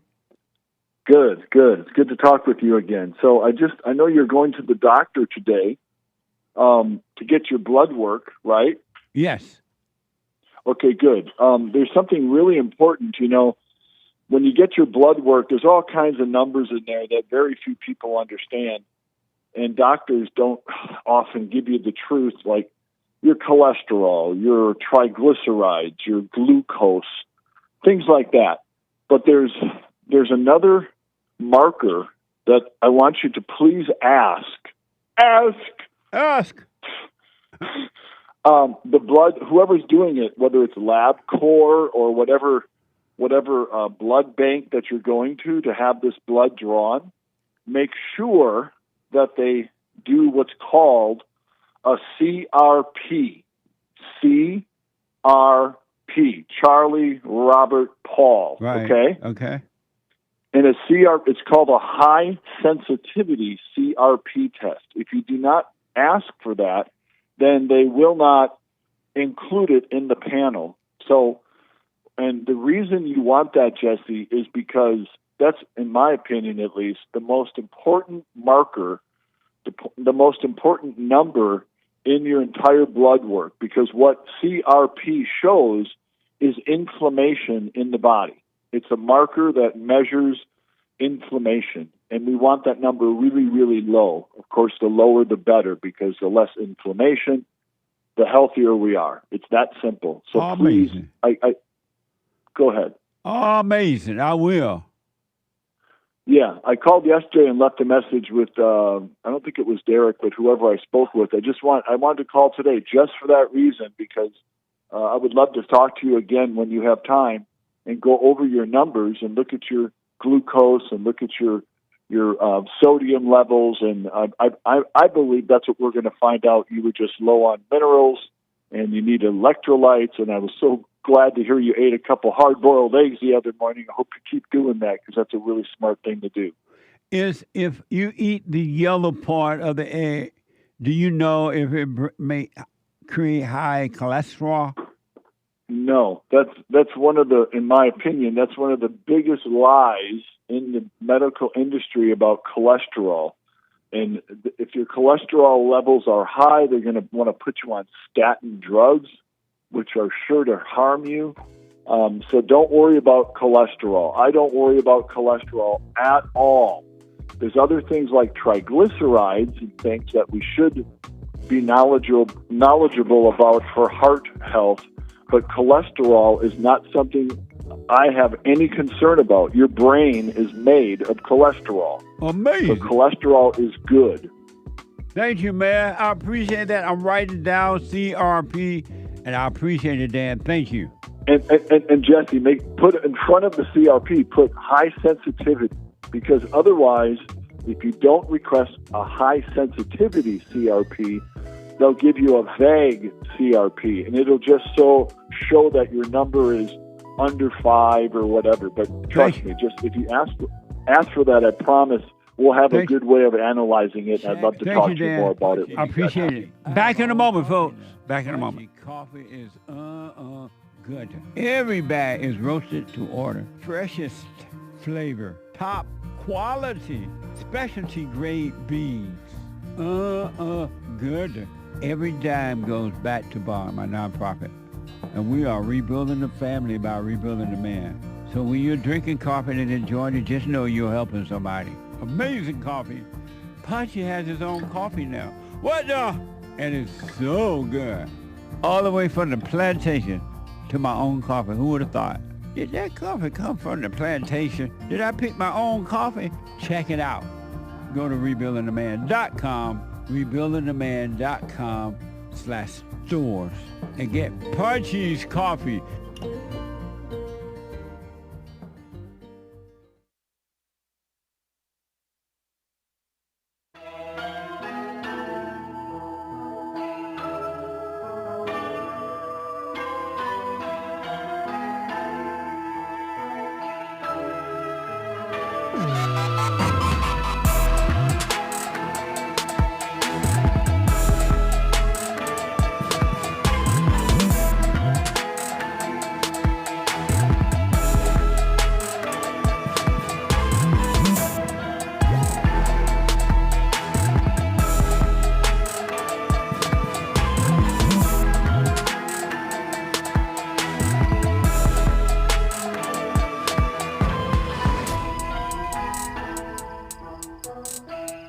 All right, folks, welcome back. 888-773-773. 888-77 Jesse. Couple announcements. Number one, fellowship on Sunday, and you're all invited. Doors open at 10:30. The meeting starts at 11 a.m. Pacific time, 2 p.m. Eastern time. And if you're not able to make it into the fellowship, to the building, you can watch it live anywhere in the world by going to rebuildingtheman.com/church. Rebuildingtheman.com/church. All right? And then I do personal shout-outs for you. Whatever the shout-out is. Shout-out birthdays, weddings, congratulations, encouragements, or thank you. Whatever the shout-out is, I'll do it for you. And they are amazing. People love the shout-outs. Go to Cameo, CAMEO.com/Jesse Lee Peterson. CAMEO.com/Jesse Lee Peterson. And counseling service, we have the best counseling service on this side of heaven. Family, individual counseling by phone, Skype, or walk-in. Really. And you may need 2 sessions, 1 at best, but maybe 2. And some people want follow-up, so you're not restricted. And be patient. When you make the appointment, and if you can't get in right away, be patient. We get you in as soon as possible and quickly as possible. Go to rebuildingtheman.com. rebuildingtheman.com, or call 800-411-BOND, 800-411-2663. Anywhere in the world, we counsel with people around the world. All right? And summertime is here, and we need your support during the summer, so we're raising up to $50,000. If we get more, that helps too. I know somebody, I can see it now. Somebody have $50,000 right now in your pocket. But whatever you can give to help get us there. $50,000, to kind of get us through the summer at least close to it. And I appreciate your support. And thank you for helping us to help others. Go to rebuildingtheman.com, rebuildingtheman.com/donate, or call 800-411-BOND. Make sure donation. It's tax deductible. 800-411-2663, or you can mail it in, make the check of money out order out to Bond, B-O-N-D, and mail it to Bond, P.O. Box 35090, L.A., California, 90035. P.O. Box 35090, L.A., California, 90035. All right? And thank you in advance. Let me go. Let me try David real fast. He has his phone ready. He's ready. David, let's try it again. A first-time call out of Illinois. Good morning, Jesse. Thanks for not giving up on me. Give me a second chance here. No problem. I appreciate it. Yes, sir. So my question was sort of related to the silent prayer and the awareness of thoughts. I've noticed now that when there are times where, like, when I am suddenly aware of a thought or that I'm getting lost in my thoughts, it almost is like the thought flees completely, and I can't track it down to, like, let it go, but I haven't been chasing them down either, if that makes any sense. It seems like as soon as I'm aware of it, it flees. Is that what it should be? Should I be trying to get those thoughts to let them go? And as I'm saying, I'm thinking, no, that probably isn't it either, right? Well, if you can catch those thoughts, then they have no other choice but to flee before they fall into emotions. The problem is when you first start becoming aware of thoughts and that you're not your thoughts, but you've been living in them, most people don't catch them right away, so they fall into emotions. Sadness, loneliness, anger, fear, insecurity, whatever, depression, stress. But if you can catch them, just watch them no matter what happens. Just watch them, and don't you put forth any effort to do anything but to be the observer of the not you. You're not your thoughts. No. So don't try to do anything but be aware. And especially when you're like, first start out, when you're aware, they will flee. That's why it's best to practice staying present so you can start catching them. Interesting.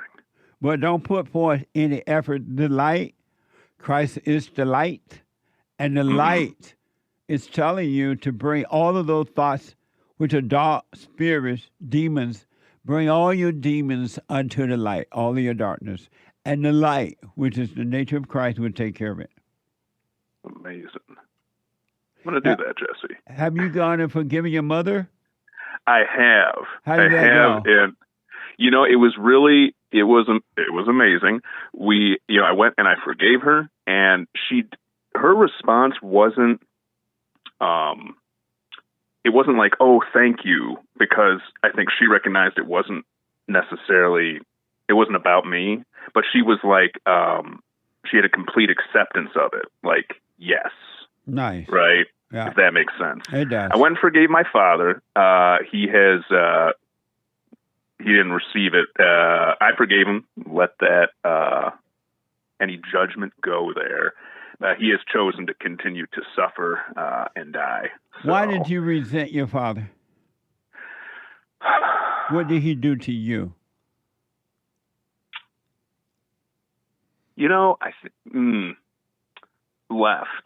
Left and didn't protect me from my mother. But what did he do to you that you needed to forgive him?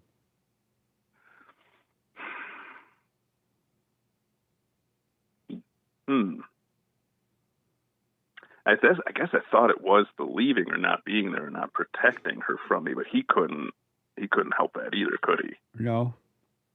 Especially nowadays with the courts on the side of the woman and not the father.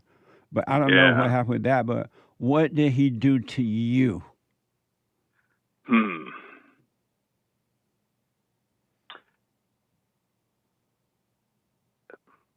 want to say nothing now because he didn't have the ability to. Maybe I don't understand quite. Maybe I'm still learning.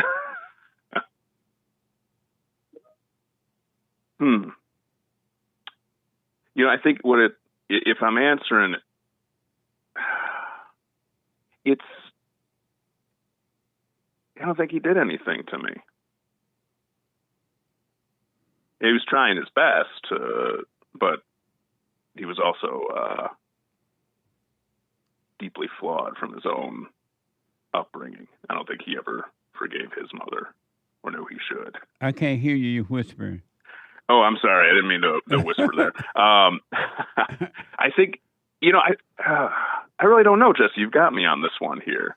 And that's the case for nearly all human beings. Even those who think they resent their fathers, they don't.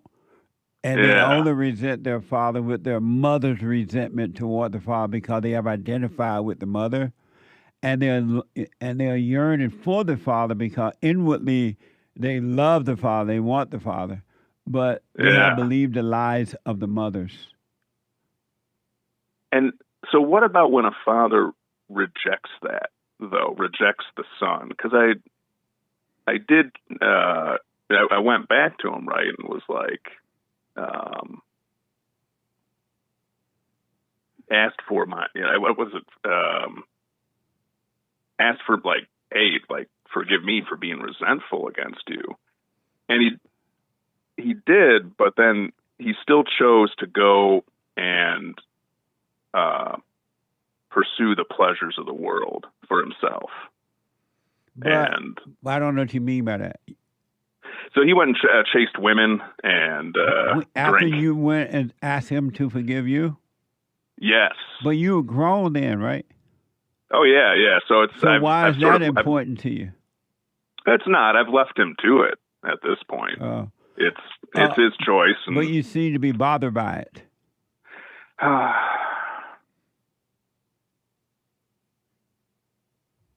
Yeah, I don't think I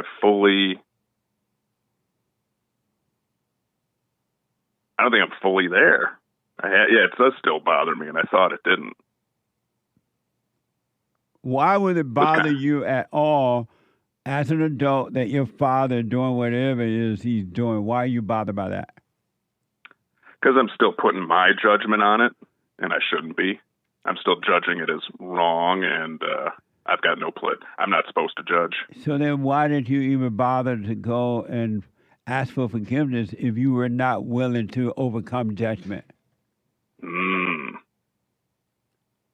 was following steps that I thought I was supposed to do. And you're only supposed to forgive when you see that you're wrong for judging. I didn't see that.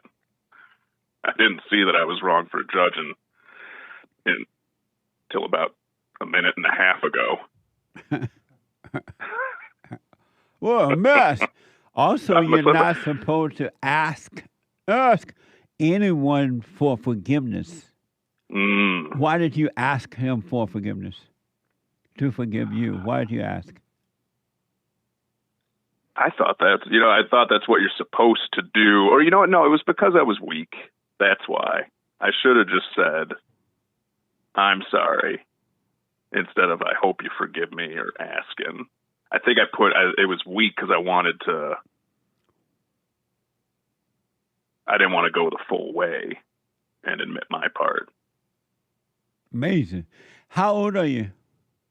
40. And so why you're not ready to completely give up your hell?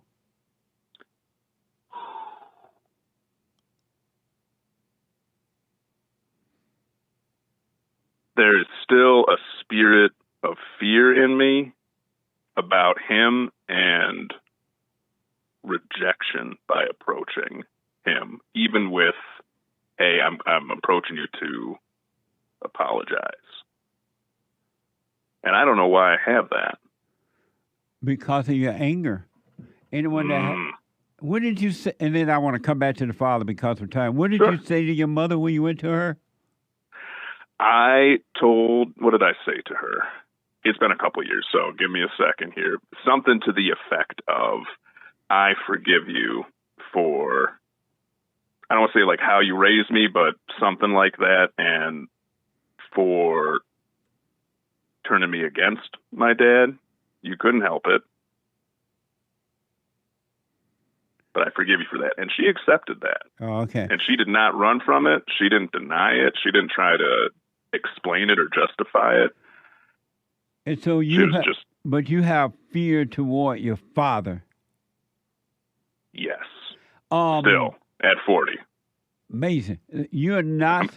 We are not, as human beings, we are not told to or supposed to ask for forgiveness because human beings do not forgive. They will not. And those who say, "Okay, I forgive," they're lying, and that's why they turn on you again later. But what we're supposed to do, as individuals, we should see that we are wrong for being angry. Anger is hatred. And when you're hateful, you judge. We play God. We have to, in order to be free, you have to see that you're wrong for judging, playing God. And when you see that you're wrong, then you go, hey, dad or mother, I'm sorry for judging you, being angry at you. I realize now you can help it. And God, and only God, will forgive you. When we admit, that's what it means to confess your sin. Sin is of the heart, and the heart is wicked. And when you can admit that you're wicked and go and forgive, you shall be made, or given a brand new heart, a heart of love instead of a heart late. So you, at some point, you got to see for yourself, I recommend, but do what you want, that you are evil for hating your father or anyone, but especially your father, because as long as you are angry at your father, you will never have peace and you will never know God. You know about him, you hear about him, but you will never be free and know him until you forgive for judging, for being angry. And whether your father accepts that or not, that's on him. That's his life. If you want to live in the way he's living, he could live that way for the rest of his life and die that way. That's up to him. But the Father, God, will forgive you and make you free. Here I was thinking I'd call in. I knew you were going to ask about Dad. I was like, I got the answer. It's a good one. It's not gonna. And it's like, nope. I don't know. And you got on that right away.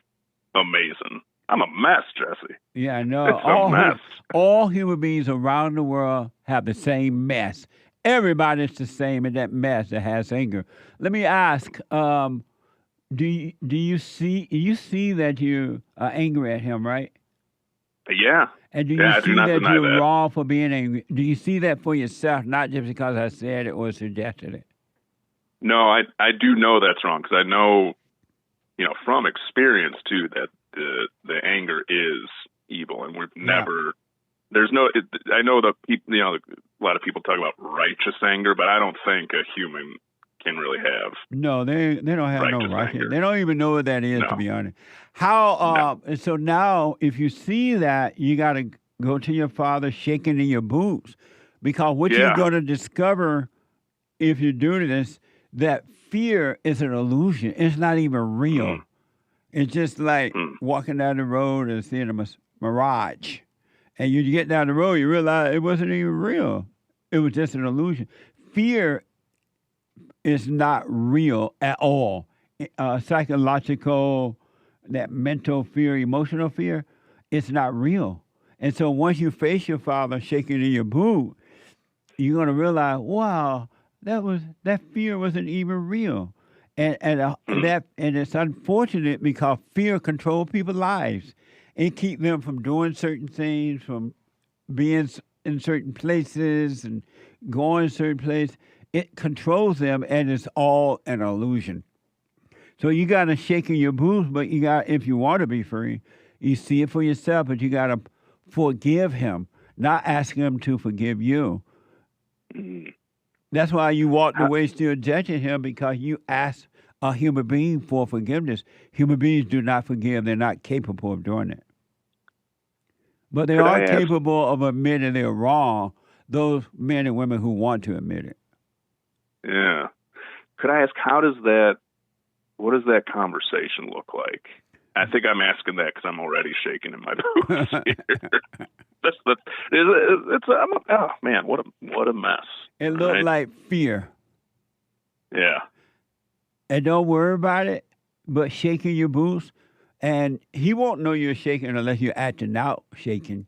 But you would know it, and once you're done, you will be free from that.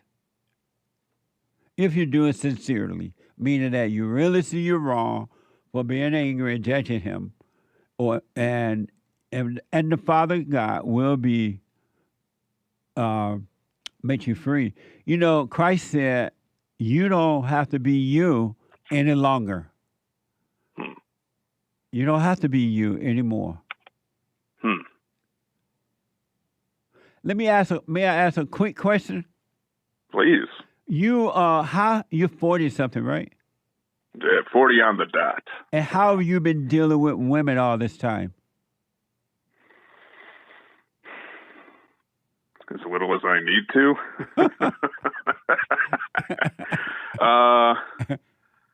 I don't know. I'm not sure how to answer that one. Has it been difficult? Have you been catering to them? Are you afraid of them? No. Are you married? I wouldn't. I am married, and there was does your wife obey you? She does. Your wife there was a time where that wasn't true. There was a time where that wasn't true. There was a time where that wasn't true, and I was definitely a beta male. Yeah. But after understanding, it was partly from listening to you from like 6 years ago that like it is God in Christ, Christ in man, man over woman, woman over children. And the thing is, like, we talked about that, and like what we both understand and what she will attest to as well is like the man leading is what God designed. Yeah. And everything else goes to crap. And that's one of the that's the reason the country's in the state it's in, because we've let a bunch of women and a bunch of men with the spirit of women, And do you have children? I do. And what type of impact did it have on your children, boys and girls, to see you weak to your wife? To see you being weak. Thankfully, they were infants okay. by the time we got it figured out, because I've seen others, I've seen what that does, other families, and it's not good, because then the kids know to go to mom, lean on her, turn her against the dad, now dad's against the mom, and the whole thing becomes hell on earth. Yeah. It's an abomination to God for a man to be with a dominating woman and he's passive. It destroys the woman and the children.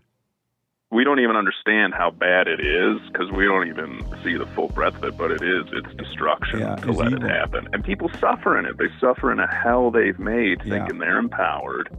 And so, one of the things that at least, I don't shake in my boots on. I'm about to run, David, but Jesse, when you so can much. see it for yourself, you got to go and apologize to your father for resenting him. Yeah. I'm shaking already, Jesse, but thank you so much. God bless you, man. You too, buddy. I wish you well. You too. Thank you. All right. I got to take a break. Another hour to go. Hate news, not the fake news. I'll be back in a moment. 888-77-JESSE.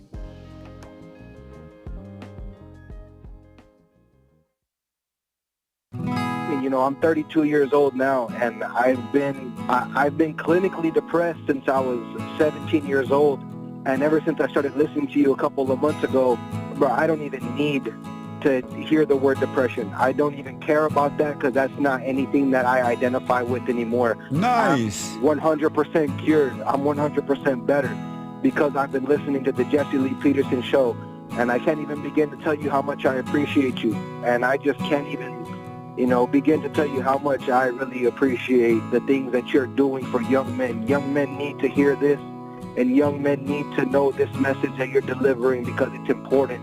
It's vital to their lives, Jesse. I just wanted to let you know that, man.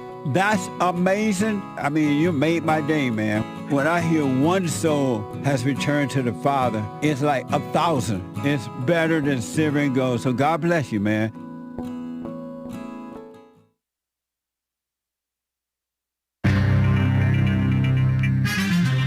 It's some serious mess going on in the world. So-called Planned Parenthood, the abortion giant, and Kilmar Avrego something Garcia. I forget what it is. Armando, whatever. That Salvadoran, is he an MS-13 member or not? I don't know. You know that one that we deported and then we brought him back and he was in CCOT? Well, there's more headlines about him because Commie Nonsense Network loves the illegals. They don't have love for anybody. And Minnesota, remember that shooting of those lawmakers? There's more info on that. This is the end of hour 2 already of the Jesse Lee Peterson Show. It's Black Friday. It is June 27th, AD 2025.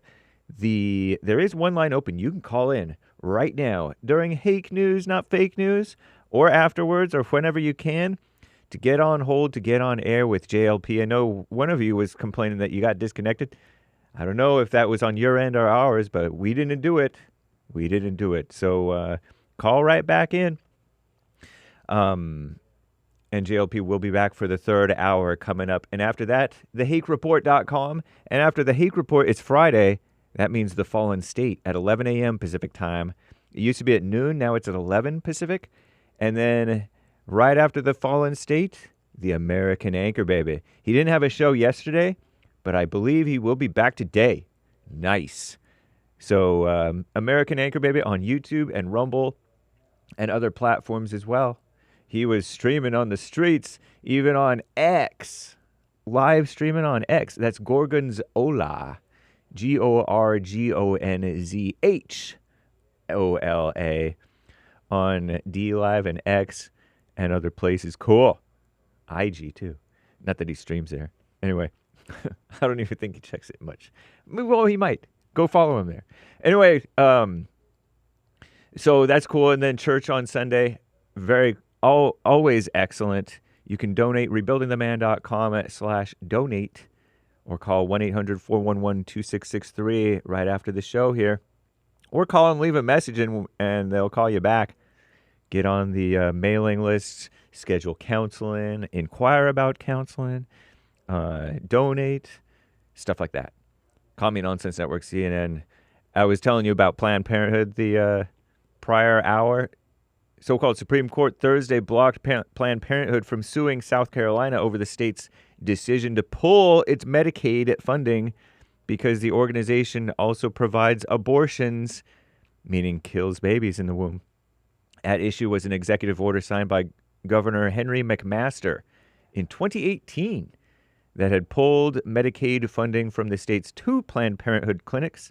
Wow, it has 2 in Minnesota. It's not that... Oh, South Carolina, not Minnesota. Because he claimed it would amount to taxpayer subsidy for abortion, which is true. I call it abortion for short. I learned it from a Jewish former de facto producer of the Hake Report. And I think it's nicer because abortion is an ugly word for killing the babies in the womb. And that order also blocked Medicaid patients from receiving other services at Planned Parenthood, including contraception, which we shouldn't endorse. We don't want contraception. We need more babies, especially white babies. But even the black and Latina and Asian babies, whatever. The high courts, and also what else did it block?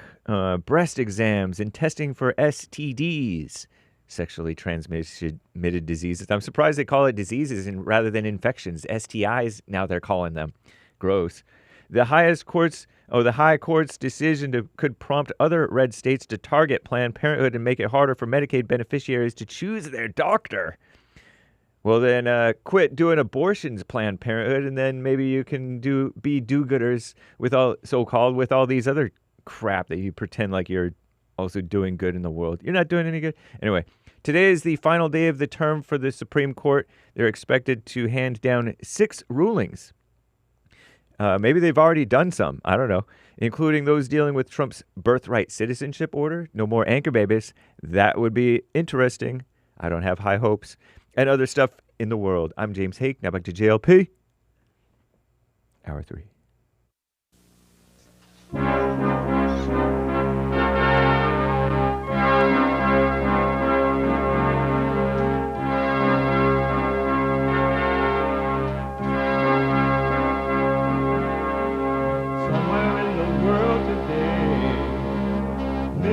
to stand up strong, face the truth about themselves, to understand what went wrong. I know we can find a way. I know we can find a way. I know we can find a way to stand up, stand up, stand up.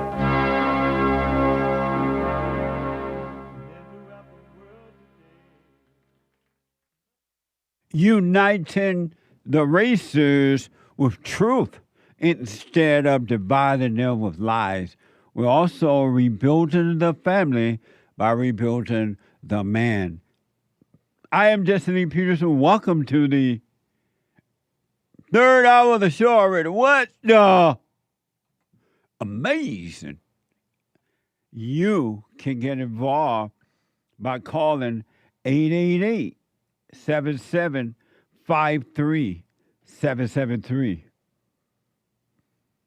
888-77-JESSE, Jesse, Jesse. The biblical question for this week, it's a doozy. It's amazing. It's Mamma Mia, hola. Si, senor, gracias. It is what kind of human being are you actually? What kind of human being are you actually? Isn't that amazing? Do what you want, folks. Really, just do what you want. That's on you. It's your life. You want to live in your misery. You want to live lonely, afraid, suicidal, angry, judgmental, jealous, envy, strife. If you want to be evil, you can stay evil. But you can be free. Christ said you don't have to be you any longer. Think about that. You don't have to be you any longer. That's so deep, it made me want to grow. Well, not really. I love my Amerifro. I do not have an afro. I have an Amerifro. Christ said you do not have to be you any longer.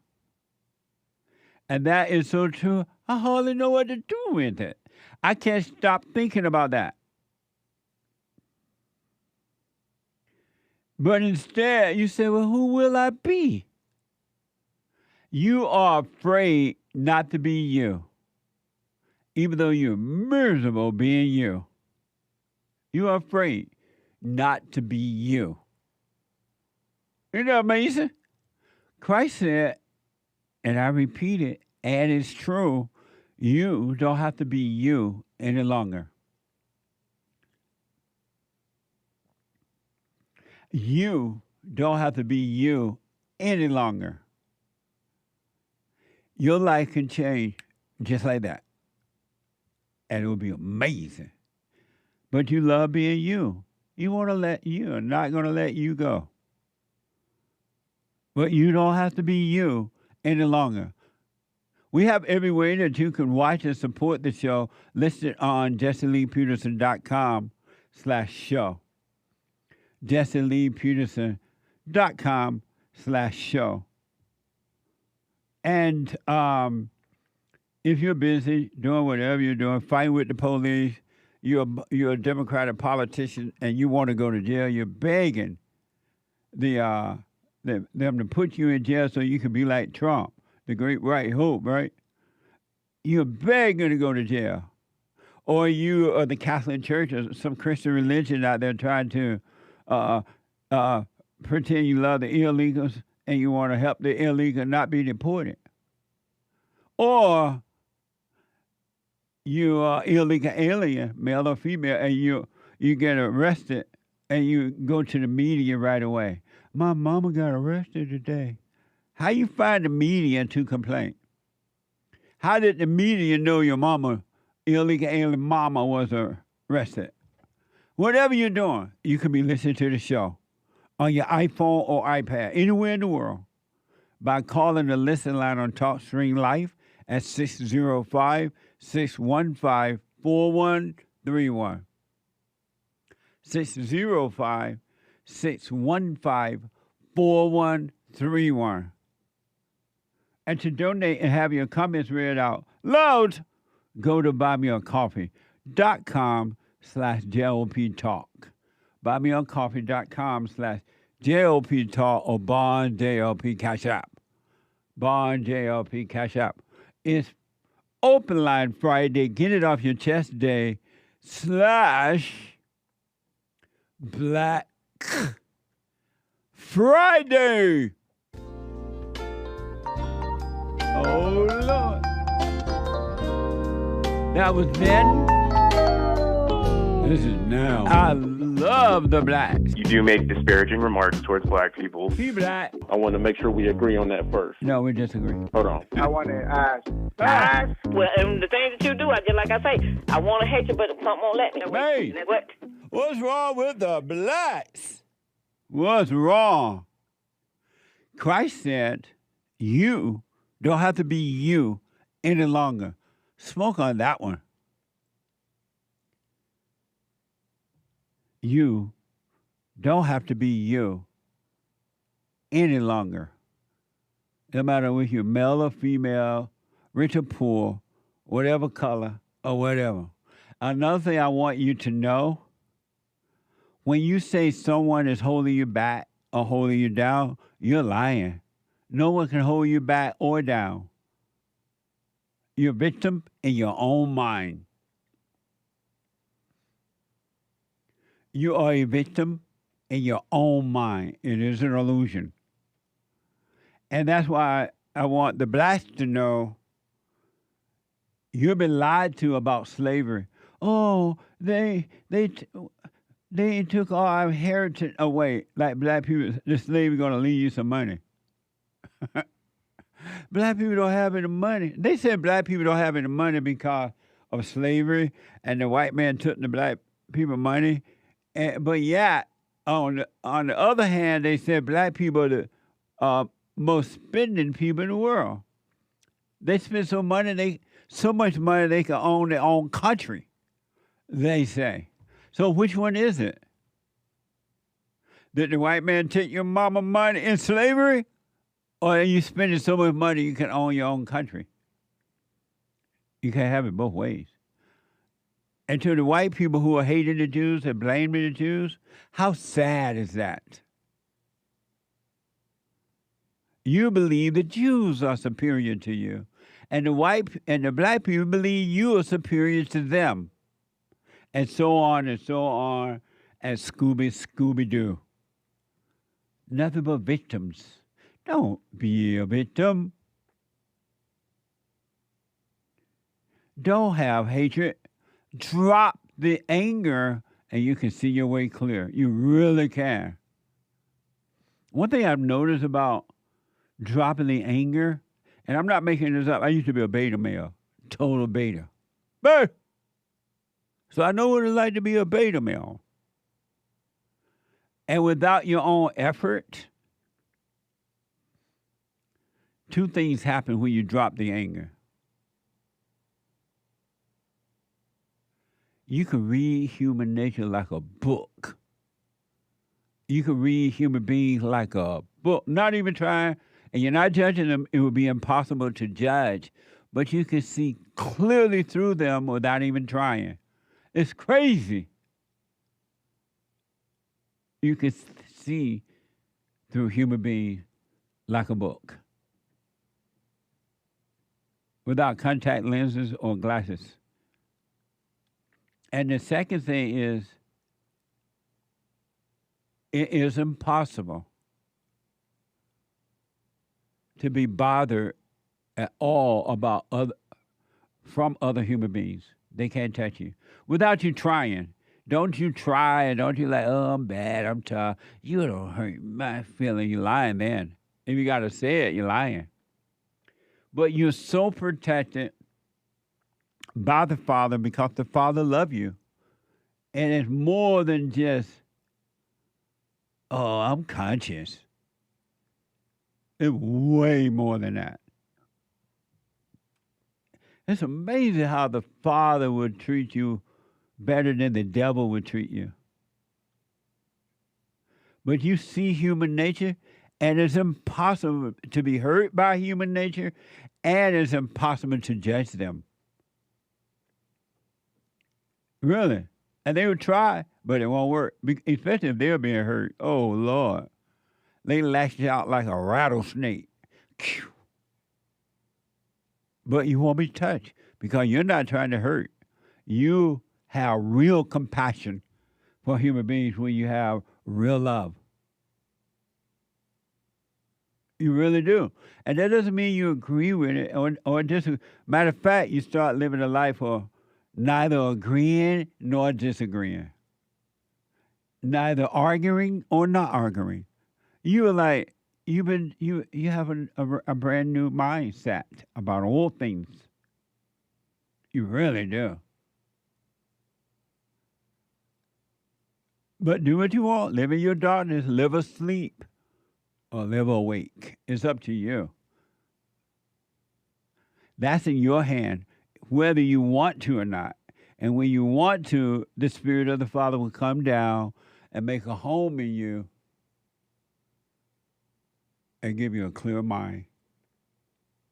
And give you a clear mind. You, men and women, men are not responsible for your overcoming your psychological, emotional, mental issues. They can't do anything about it, so don't even ask. They can't do anything about it. You got to do what all of us have to do. See that you're wrong for being evil. Anger is evil, and forgive. And the Father will do the work. But it's up to you. I know most people are not going to accept this, and that's fine. You got to, and those men and women who are working on yourselves, say, the hell with the world. Let them go to hell. They're already in hell anyway, but leave them in hell. Don't feel sorry for them. You don't have a right to feel sorry for anyone, bad for anyone, emotional for anyone. You are wrong for feeling anything for another human being. You are wrong. You're playing God. You think you're better.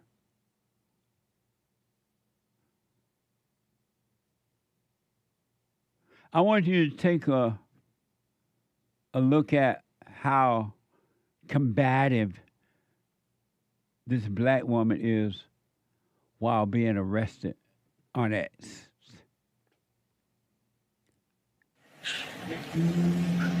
Morning. How you doing? You understand the reason why I stopped you this morning, man? Okay. You can't. Excuse me? I'm bored. Can you see? Let me see your driver's license. I pulled you over because you came out of Metro West and you crossed the median when you're not supposed to, and there's a sign there that clearly says "Do not enter." Driver's license. What says do not enter? Driver's license. What says do not enter? Driver's license. Tell me what says do not enter. Call 47 Connecticut. Come for arrest. How you doing too much? And I got some work. Driver's license, please. I don't got it. You don't have it? Nope. All right, shut off the car. Shut off the car. For if you don't listen to my order, I'm going to detain you in handcuffs. Shut off the car now. Okay, go ahead. I'm pregnant. I'm pregnant, and I'm pregnant. Okay, So you touch step me. out. Step on Please. out. Step on out. No. Stop resisting. Stop resisting. Stop resisting. Stop resisting. Okay, stop resisting. Stop resisting. Stop resisting. Leave me alone. Stop resisting. I got her. Leave me alone. Now you get charged with resisting with violence.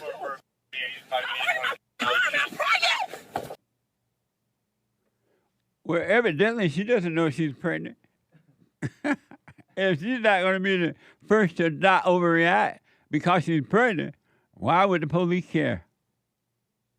I'm pregnant. Okay, I'm going to stop there. I'm going to let you go because you're pregnant and acting like a bitch.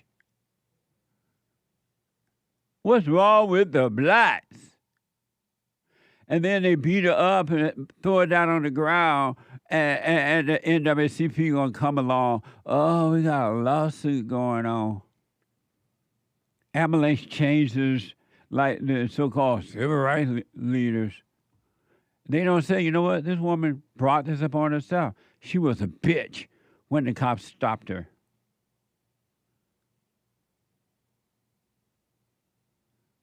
This is the anger. Drop the anger. The cops stop you. Oh, okay. I put my head on the steering wheel. Here on my license. I don't have any insurance because I'm black and I didn't pay my insurance thing. I ain't got no insurance. Like the Mexicans, see, no insurance, no insurance. And they blame the cops.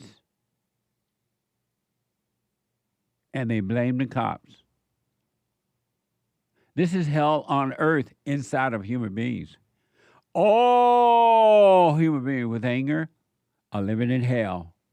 And that hell can come out of them at the blinking of an eye. They seem like such nice people. Nice, and then you make a decision. Oh, that lady gave me some coffee. What a nice lady. And then you get her mad and she snap. You're like, oh, what the?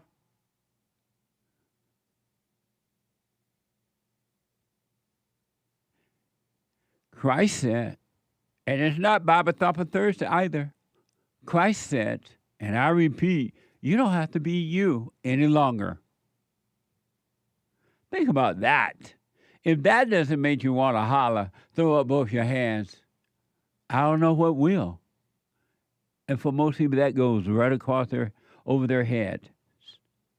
Christ said, you don't have to be you any longer. Sleep on that one. Here's a quote from Thomas Sowell, and I repeat, quote unquote, if you are not prepared to use force to defend civilization, then be prepared to accept barbarism.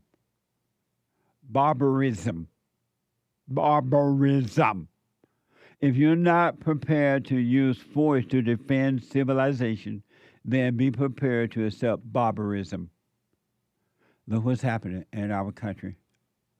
Defund the police, take away bail bonds, let the inmates out of the jails and prisons, and now look what's happening.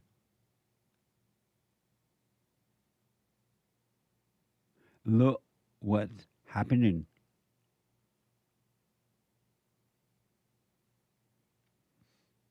Human nature is evil. You don't have to be you any longer.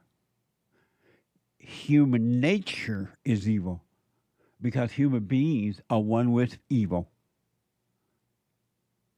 You're one with evil. Any person that can be made to be angry or made to feel good and then feel bad, or made to feel good, to feel happy, you're made to do for that to be done that way because you're evil. You're one with the spirit of evil. You don't have to be you any longer. You don't have to be you any longer. Remember when the protesters supposed to have stormed the Capitol some time ago now? And supposedly the Democrats were just so scared. I'm just so scared. Jesse, there's trouble in the land. I was just so scared. Well, apparently, and according to CNBC, U.S. Capitol Police arrested more than 30 protesters on Wednesday, including some in wheelchairs during a demonstration against the proposed Medicaid cut in President Donald Trump's budget bill, better known as the Big Beautiful Bill. Watch this from Fox and ABC.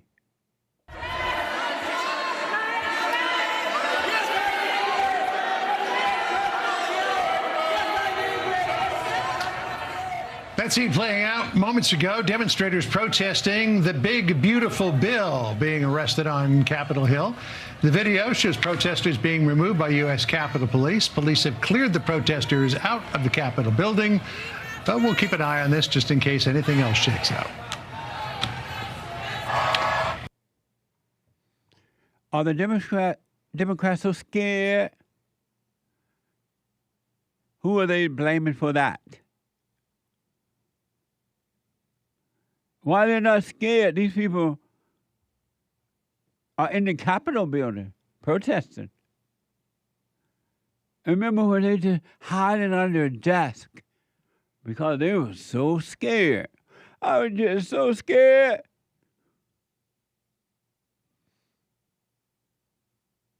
A battle between good and evil, and human beings, including your own parents, are evil.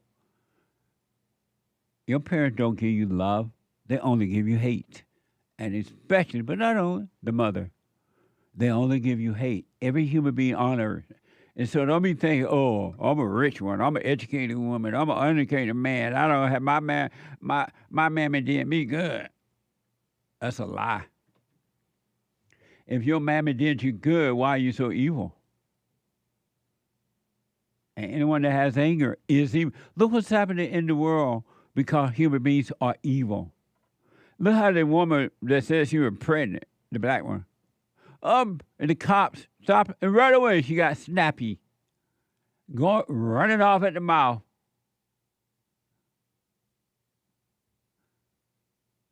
She was evil, or is evil.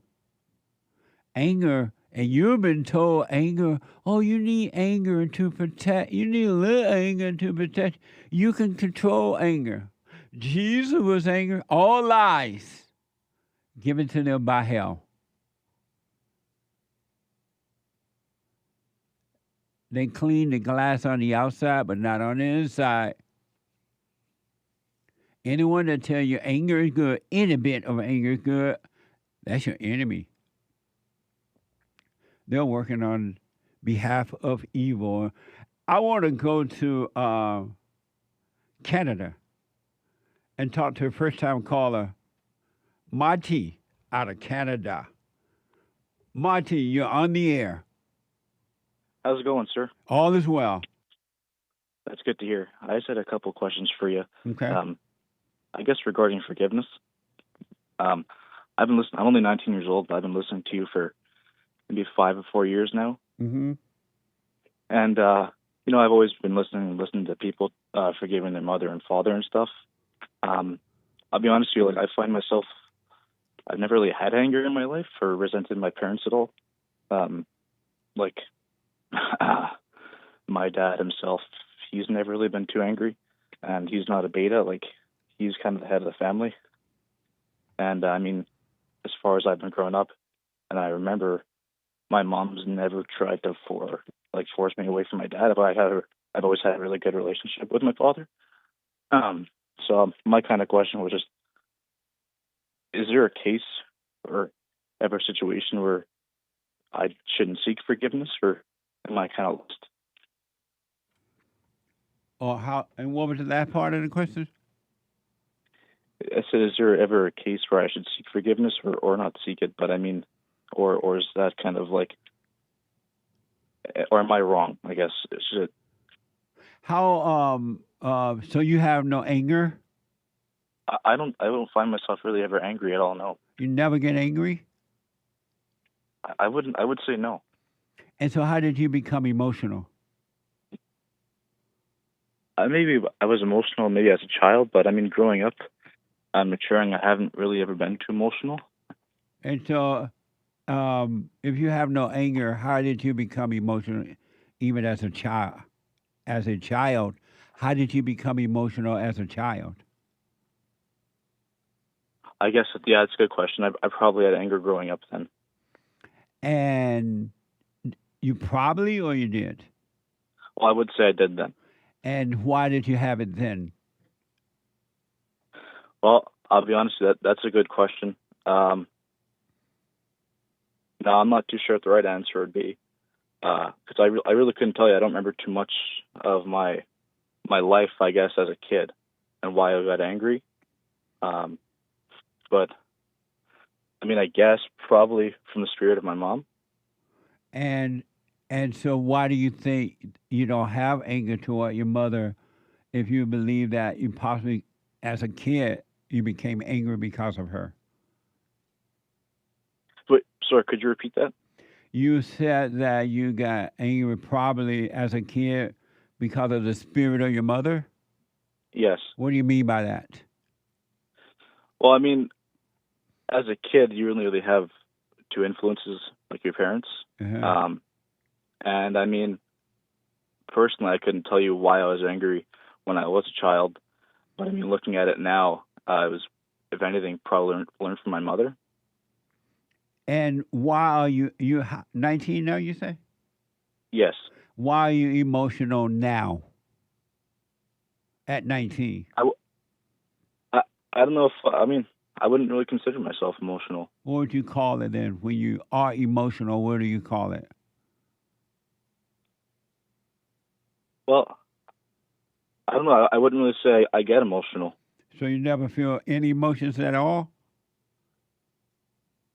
Not really. I don't never feel sad or angry or anything like that. Have you, so you never get emotional?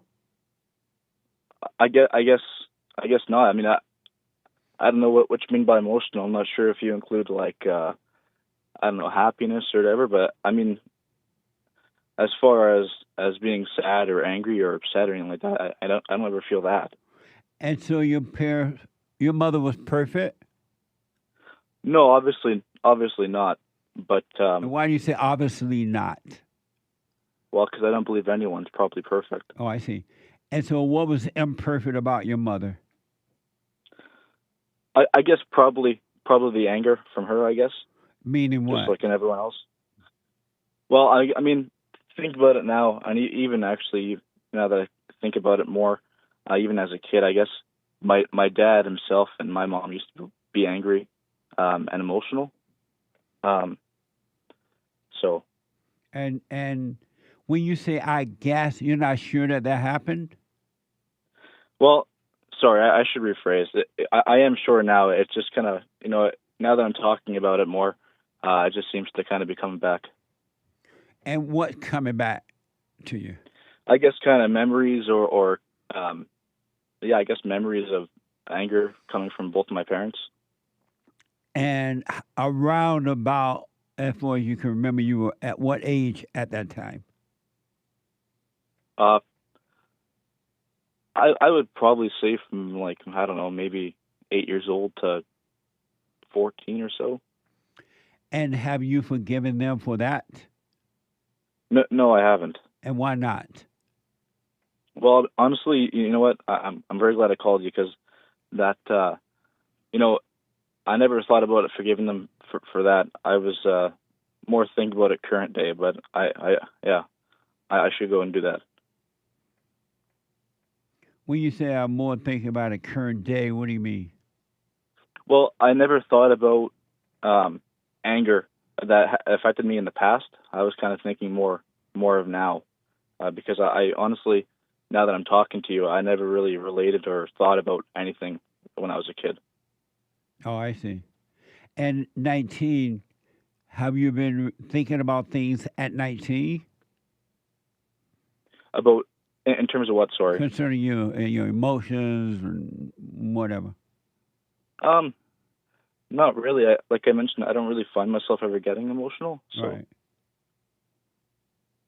Amazing. So if I'm correct, you say you feel good at time, right? Well, I wouldn't say, I mean, I don't know. I don't believe anyone's good. I just feel, I say I you guess in the feel moment. good at time, right? I didn't say you were good. You feel good at time. Do you don't believe that you are good? No. And can you hold for a minute? Yeah, for sure. Let me take a quick break. 888-7753-773. A quick break. The treasure chest is now open on D-Live and scratch off on pills. .net. Back in a moment.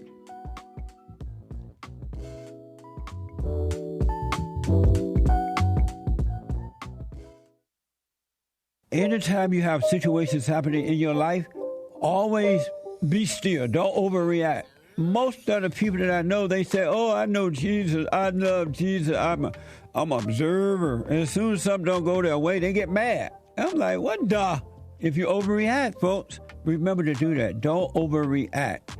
And when you get mad, it's your problem. It ain't your wife's problem, your husband's problem, your neighbor, your friend, your preacher, your teacher. It's your problem. Why you think you tick? It didn't go your way or the way you think it should go.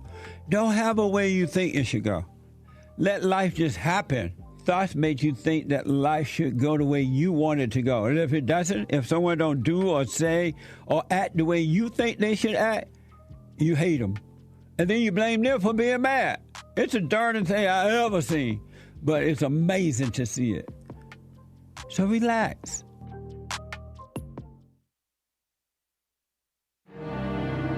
We got to tell the truth, and it's the truth that changes and defeats the lie. You choose good or you choose evil.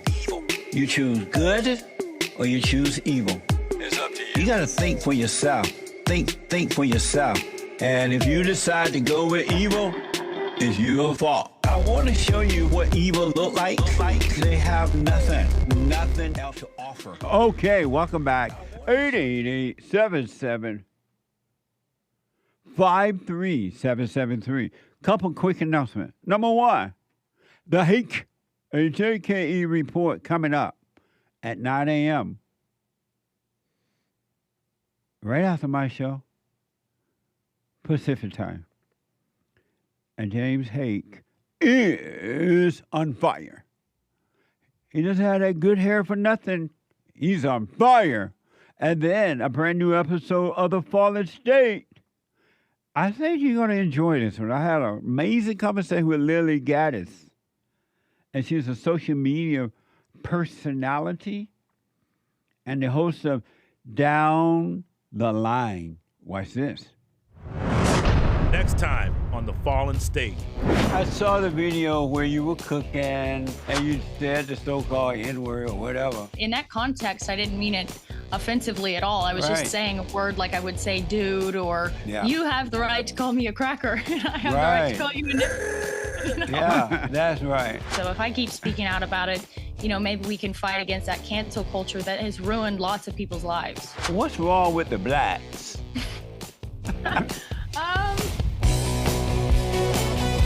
I think you're gonna like it. Very interesting. One thing I realized about her, she is like stronger than the average white man when it comes to speaking up about those things. And if we had 10 more white men who would speak up, America would have a chance. It really would. But you can support the Fallen State by going to thefallenstate.tv. right there on the YouTube channel, become a member and support it. Or locals.com. Locals. They're on Locals. Jesse Lee Peterson, something Hake said, local. JesseLeePeterson.locals.com. Why Hake always inject his little white stuff in it? He wants a first-class life. Why not let well enough be well enough? He's the bulwark between us and chaos. I know. That's for sure. White people love first-class life. That's why they don't want to be fighting with the blacks. They ain't got time to be fighting. They work hard to live a first-class life. Anyway, the Hake report. I mean, after the Fallen State, the American anchor baby. Around 12 or so p.m. Pacific time, the American anchor baby. Amazing, huh? And then church on Sunday, all are invited. Doors open at 10:30. Meeting starts at 11. Go to rebuildingtheman.com/church. rebuildingtheman.com/church, all right? And we got this fundraising thing going on. I am asking for your help. We need to raise at least $50,000, hopefully more, to take us through the summer. So while y'all are on vacation, we can still do our work here. Because some of you forget to donate while you're away. And I understand it. But so donate. We need to get $50,000 more. Go to rebuildingtheman.com It's tax deductible. RebuildingTheMan.com or call 800-411-BOND.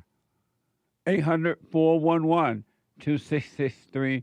Or you can mail it in at money order check out to Bond, B-O-N-D, and mail it to P.O. Box 35090, L.A., California, 90035. 35090, L.A., California, 90035. And those who have not helped, y'all help with this too. What the? I shouldn't have to remind you. The more you give, the more you get. And you can't beat God given, no matter how you try. So thank you, though, in advance. I want to go quickly back to Canada, I believe, and talk to Mate. Mate. Yes, sir. What were we saying before the break? That you were not perfect? That you're not good. Yes. And what's not good about you? I don't know really how to answer that question. I just I know I always look at I always kind of reference what you have to say about how no man's good, only God is good. Right. And I never look at myself. I don't put myself on a pedestal. So I don't know. I never really looked at myself that way in terms of trying to look good or whatever. I just I don't know. I guess just live in the moment, really. Oh, amazing. So if you didn't think if you thought you had no anger, what made you call the show? Well, I was just curious. I want to see your input, and I want to see if I should be forgiving my parents for anything in the past. And now what do you think? I believe I should. And forgive them about what? For being angry and giving their anger and to me and my brothers as children. Yeah. You see that for yourself? Yeah, for sure. Oh, good. If you see that, go and apologize. Don't ask for forgiveness. You apologize for resenting them. And however they respond, that's on them. Let them, if they say, oh, sorry, son, or they say, I need to be forgiving you. Or you don't react to them at all. Perfect. I have a good relationship with my parents, so there's nothing like that. I've already kind of talked to them about forgiveness before, but I haven't told them that I forgive them. Oh, nice. Are you doing the silent prayer? Yes, I am. And so, what do you work or you go to school? I'm working right now as an apprentice. Oh, nice. For trades. Right on. I wish you well, man. You're 19. And if you truly work on overcoming this emotional stuff, forgive your parent, you will have a life that you never dreamed of. It will be amazing. It will be easy. It will be simple. And you will have an amazing life. Thank you. I appreciate that. You're welcome. Let me know how it goes. I will. What part of Canada are you in? I'm calling from Manitoba. You know what Manitoba is, Anchor Baby? Oh, yeah. You been to Manitoba? No, that's out there. Out where? That's out there somewhere. What part of Canada are you from? Ontario, Toronto, Mississauga, that area. Do you know about Mississauga? I know a little bit of it. We're right beside Ontario. We're above North Dakota. But so you're like, you don't have to say where exactly you are, but you're like Winnipeg area. Yeah. I gotcha. So yeah, pretty close to North Dakota. You like North Dakota, USA? I've only been there once, and it's all right. But you're that close to the USA? Yeah, I think it's about a 3-hour drive to North Dakota. Wow, that's amazing. Are you happy that Canada is going to become the 51st state of the United States? I would love that. You would? I would love that. We need the Great White Hope in Canada. That's for sure. What a mess. It's run by weak men. Yeah. What a mess, huh? It is a mess, yeah. All right, man. I wish you well. Let me know how it goes. Thank you, sir. Take care. All right. Take care now. Amazing. Absolutely amazing. Let me go to Hawaii and talk to BRANDI. BRANDI, you are on the air. Morning, Jesse. Hey, BRANDI. Business is doing super well. Nice. Stay with it, stay with it, Yeah. stay with it. I'm having an amazing time. Right on. Hey, I'm calling because I'm remembering more and more that I was raised by evil women. The callers you just had, I really relate to them. I feel like I lose my train of thought, though, Jesse, when I'm trying to call in about, like, things that I want to talk about. And then I can't seem to withhold the information that I want to talk about. How do I overcome that? Maybe you have Asperger. I do. What? I told you Oh that. no, You I'm laughed playing. at me. You ain't, you know, you one of those people that get every disease that come by, right? Oh, I'm an ADHDer. I have Yeah. ADHD and autism, and it affects my memory. No, you don't have Asperger. Yeah, you say I have HDHD, Brandy, and you laugh at me. But you don't really have it. There are people who think they have every disease that come by. Are you that kind of person? I know. I used to be when I was a kid. How about as an A lot of adult? times. No, I'm kind of overcoming myself in a lot of ways. So if you I are, actually have been seeing. Yeah, go ahead. you've been seeing what? I've been seeing a psychiatrist because I know you're Oh laughing at me. God, you gotta be But crazy the to whole, see a psychiatrist. I know, but you know, like how you say you got to know that you know, and not just to take my advice. You know, that's what you say. Right. So I went on this like adventure of getting to know myself and not just listening to you. So I started doing like other therapies. So you went and listened to a And- psychiatrist. Yes, And that but makes recently sense. the last yeah, well the last appointment I went to, she said that I really don't need her And and you that going I'm to doing a really woman. amazing. Actually it's a husband and a wife couple. And it's a woman. Yeah, one of them is a woman. But What she the- agreed with everything you said. Every time you Isn't that listen to the amazing? woman, you suffer. She said that she agrees with everything you say that I've told, you know, like. So when I and said to that I know don't for need- yourself, you thought that meant to go to a psychiatrist?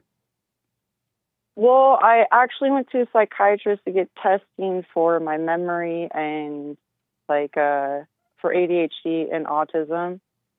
And then I Brandy, just talked to what's her wrong twice. with you, Brandy? I'm a mess. I was raised by narcissists. When Jesse. you gonna stop blaming them? You're a grown woman. You've been working on yourself. You say for a while now. When will you move away from blaming them? I feel like my autistic brain is like trying to solve all these puzzles, and I have multiple puzzles going. I have the Jesse Lee Peterson puzzle. I have the like autism ADHD puzzle going, and then God ones, like other ones, and then I have like the So psychiatrist you're one with the I have devil. like them all going. So you're still one I with am, evil. huh? Why don't you drop and stop calling that you? Why don't you stop all that? I guess I'm just like trying to solve something, Jesse. But why? I have like these. I don't know. I can't stop. Yes, you can. You don't want to stop. You love the thrill of all that.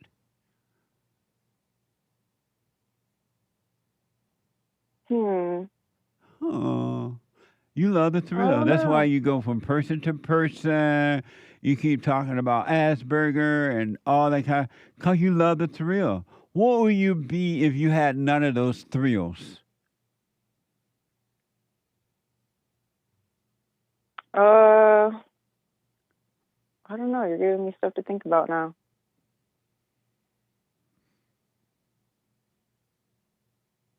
I don't know. I wasn't expecting you to say that.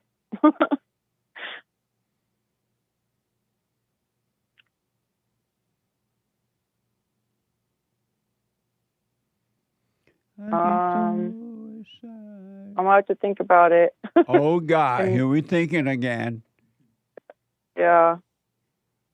You think that I'm just like in my head too much, huh?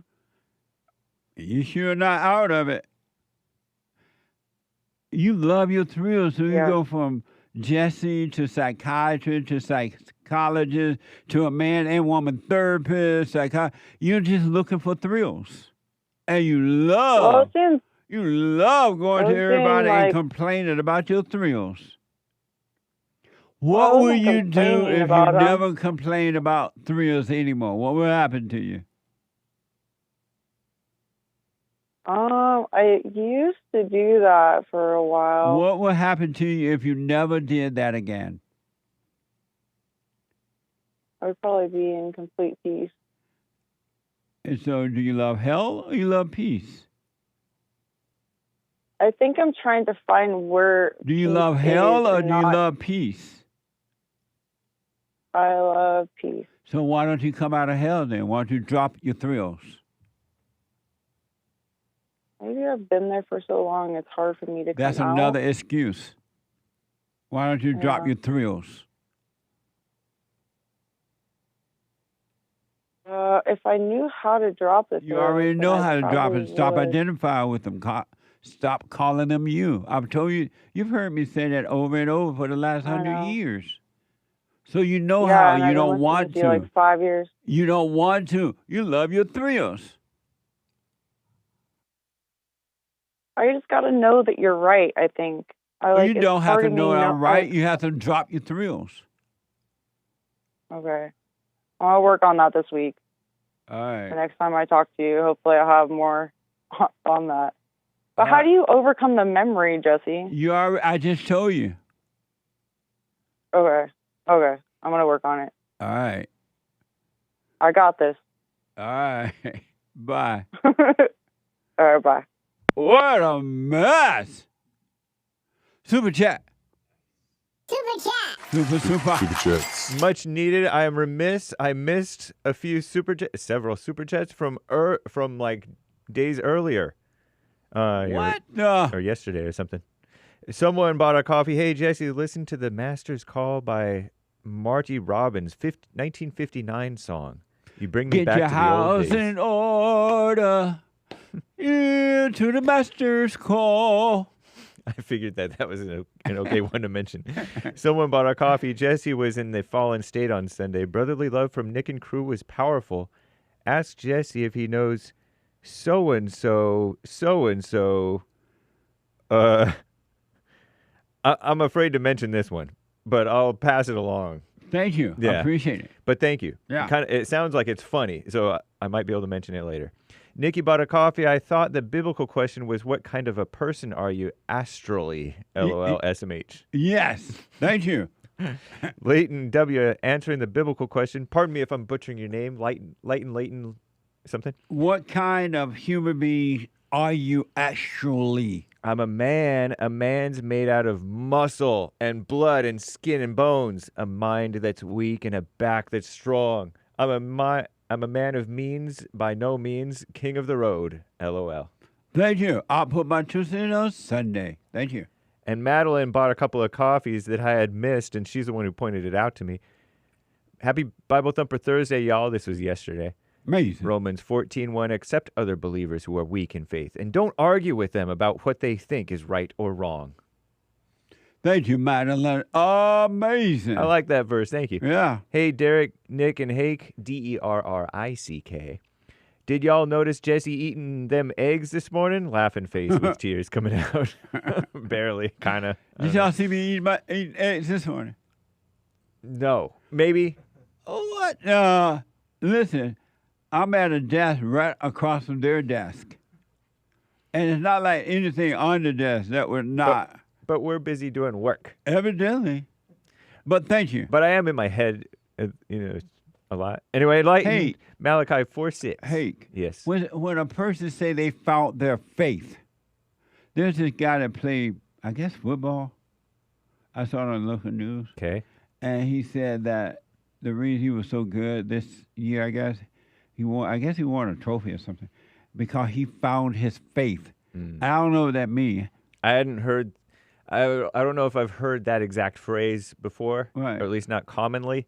But yeah, it means that he got back into the God thing. You know what it means. Come on. No, you don't even know what it means. Well, I mean, I kind of get what he means, because sometimes you're into the God thing and being a Christian or whatever type of faith that he's into, and then sometimes you're not. But what do you mean by I found my faith? It means that he got committed to, like, his. So you don't know Christian thing. Yeah. His Christian thing. Amazing. Thank you. Thank you. Marty says, "Hey Jesse, remember?" Oh, I read that one. Eric says, "The road to hell is paved with good intentions. Good intentions without wisdom leads to evil." Dennis Prager. Amazing. Hey. Dennis Prager is amazing, my friend. Hey, Dennis, I hope you're feeling better. Temby, a couple of coffee. Yeah, indeed. Temby with a couple of coffees. Hi, Jesse. I forgave my mother for the things I resented her for, but as I've been doing the silent prayers, so many other things are coming up. Am I supposed to go back and forgive again? Also, I never apologized for resenting. I just said I forgive. Is the devil playing with my mind? When you admit that you're wrong for hating, you're fine. Don't let the devil keep telling you to go back. So move on with your life now. Be done with that. All right? And overcome everything else. Amazing. I wish you well. Thank you. Temby with another. Even if I lived the rest of my life, died, and never saw my family again, I would not feel a thing. That's normal, right? Yeah. I see so clearly now that family doesn't even mean anything. That's right. Amazing. Thank you. Someone bought a coffee with no message. Thank you. Kindly. Yep. Brendan out of Canada, 5 coffees. Jesse, I decided to let go of that gal, that foreigner, older gal that he was dating. And who was that? Brendan out of Canada. Oh, okay. There was this older gal he was dating, and he felt wrong being with her, and you gave him advice the other day. Oh, yeah. It hit me. I was chasing ideas of what I thought I wanted. Good woman, family, marriage. Those ideas weren't mine. Devil planted them in my mind. I believed them out of desperation. There's not. Maybe you can find one person if you search the earth up and down. There's not one person got married and it was their idea. Not one. And that's why the marriages are difficult, because it wasn't their idea, but they thought that it were. And then the devil laughed, even though there were signs. And then they cry at night. Amazing. Thank you. Very nice. Let's see. I have so many. Thank you, Brendan out of Canada, who says that it got him into the wrong relationship. And he goes on and on. It's not pithy, but he says, "Thank you, Jesse. I wish you well." You're welcome. Stay with it, stay with it, stay with it. Pastor Chatelet gifted the can on pilled.net. What's wrong with the blacks? They just like they, mama. Thank you. John K. Thank you. John K. Bless you, sir. And thank you, and bless you back. Medi C. No, it needs to be what's wrong with the whites Wednesday. Black Wednesday does not make sense. Nice. I got to stop there. You want to get another one or something? Yeah, I want to get 1,000 more in. Okay. The great white Pope, Trump is king. Trump is king. He's daddy. And he's the great white hope. He is. What manner of man is this? Amazing. Lin Yan Chin, Jesse, that one guy was right. I'm a mutant cousin to Bruce Lee and Kunta Kinte. Professor X wants me to be ambassador between the mutants, lesbians, mouth breathers, and humans. What? Amazing. He says, Lin Yan Chin, mastery of breath masters blood and intent, nerve force, efficiency, and power. Resistance to fainting goes up. Mouth breathers faint more than humans. Is that a movie? Maybe. It sounds like a movie. Thank you. Cousin, not cousin.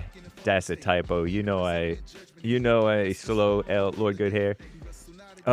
Nice. Soul Conscious, 3 coffees. Jesse, happy Friday. Glad you're doing well after last Sunday. Try a bit of fat to your diet from steak and salmon for energy.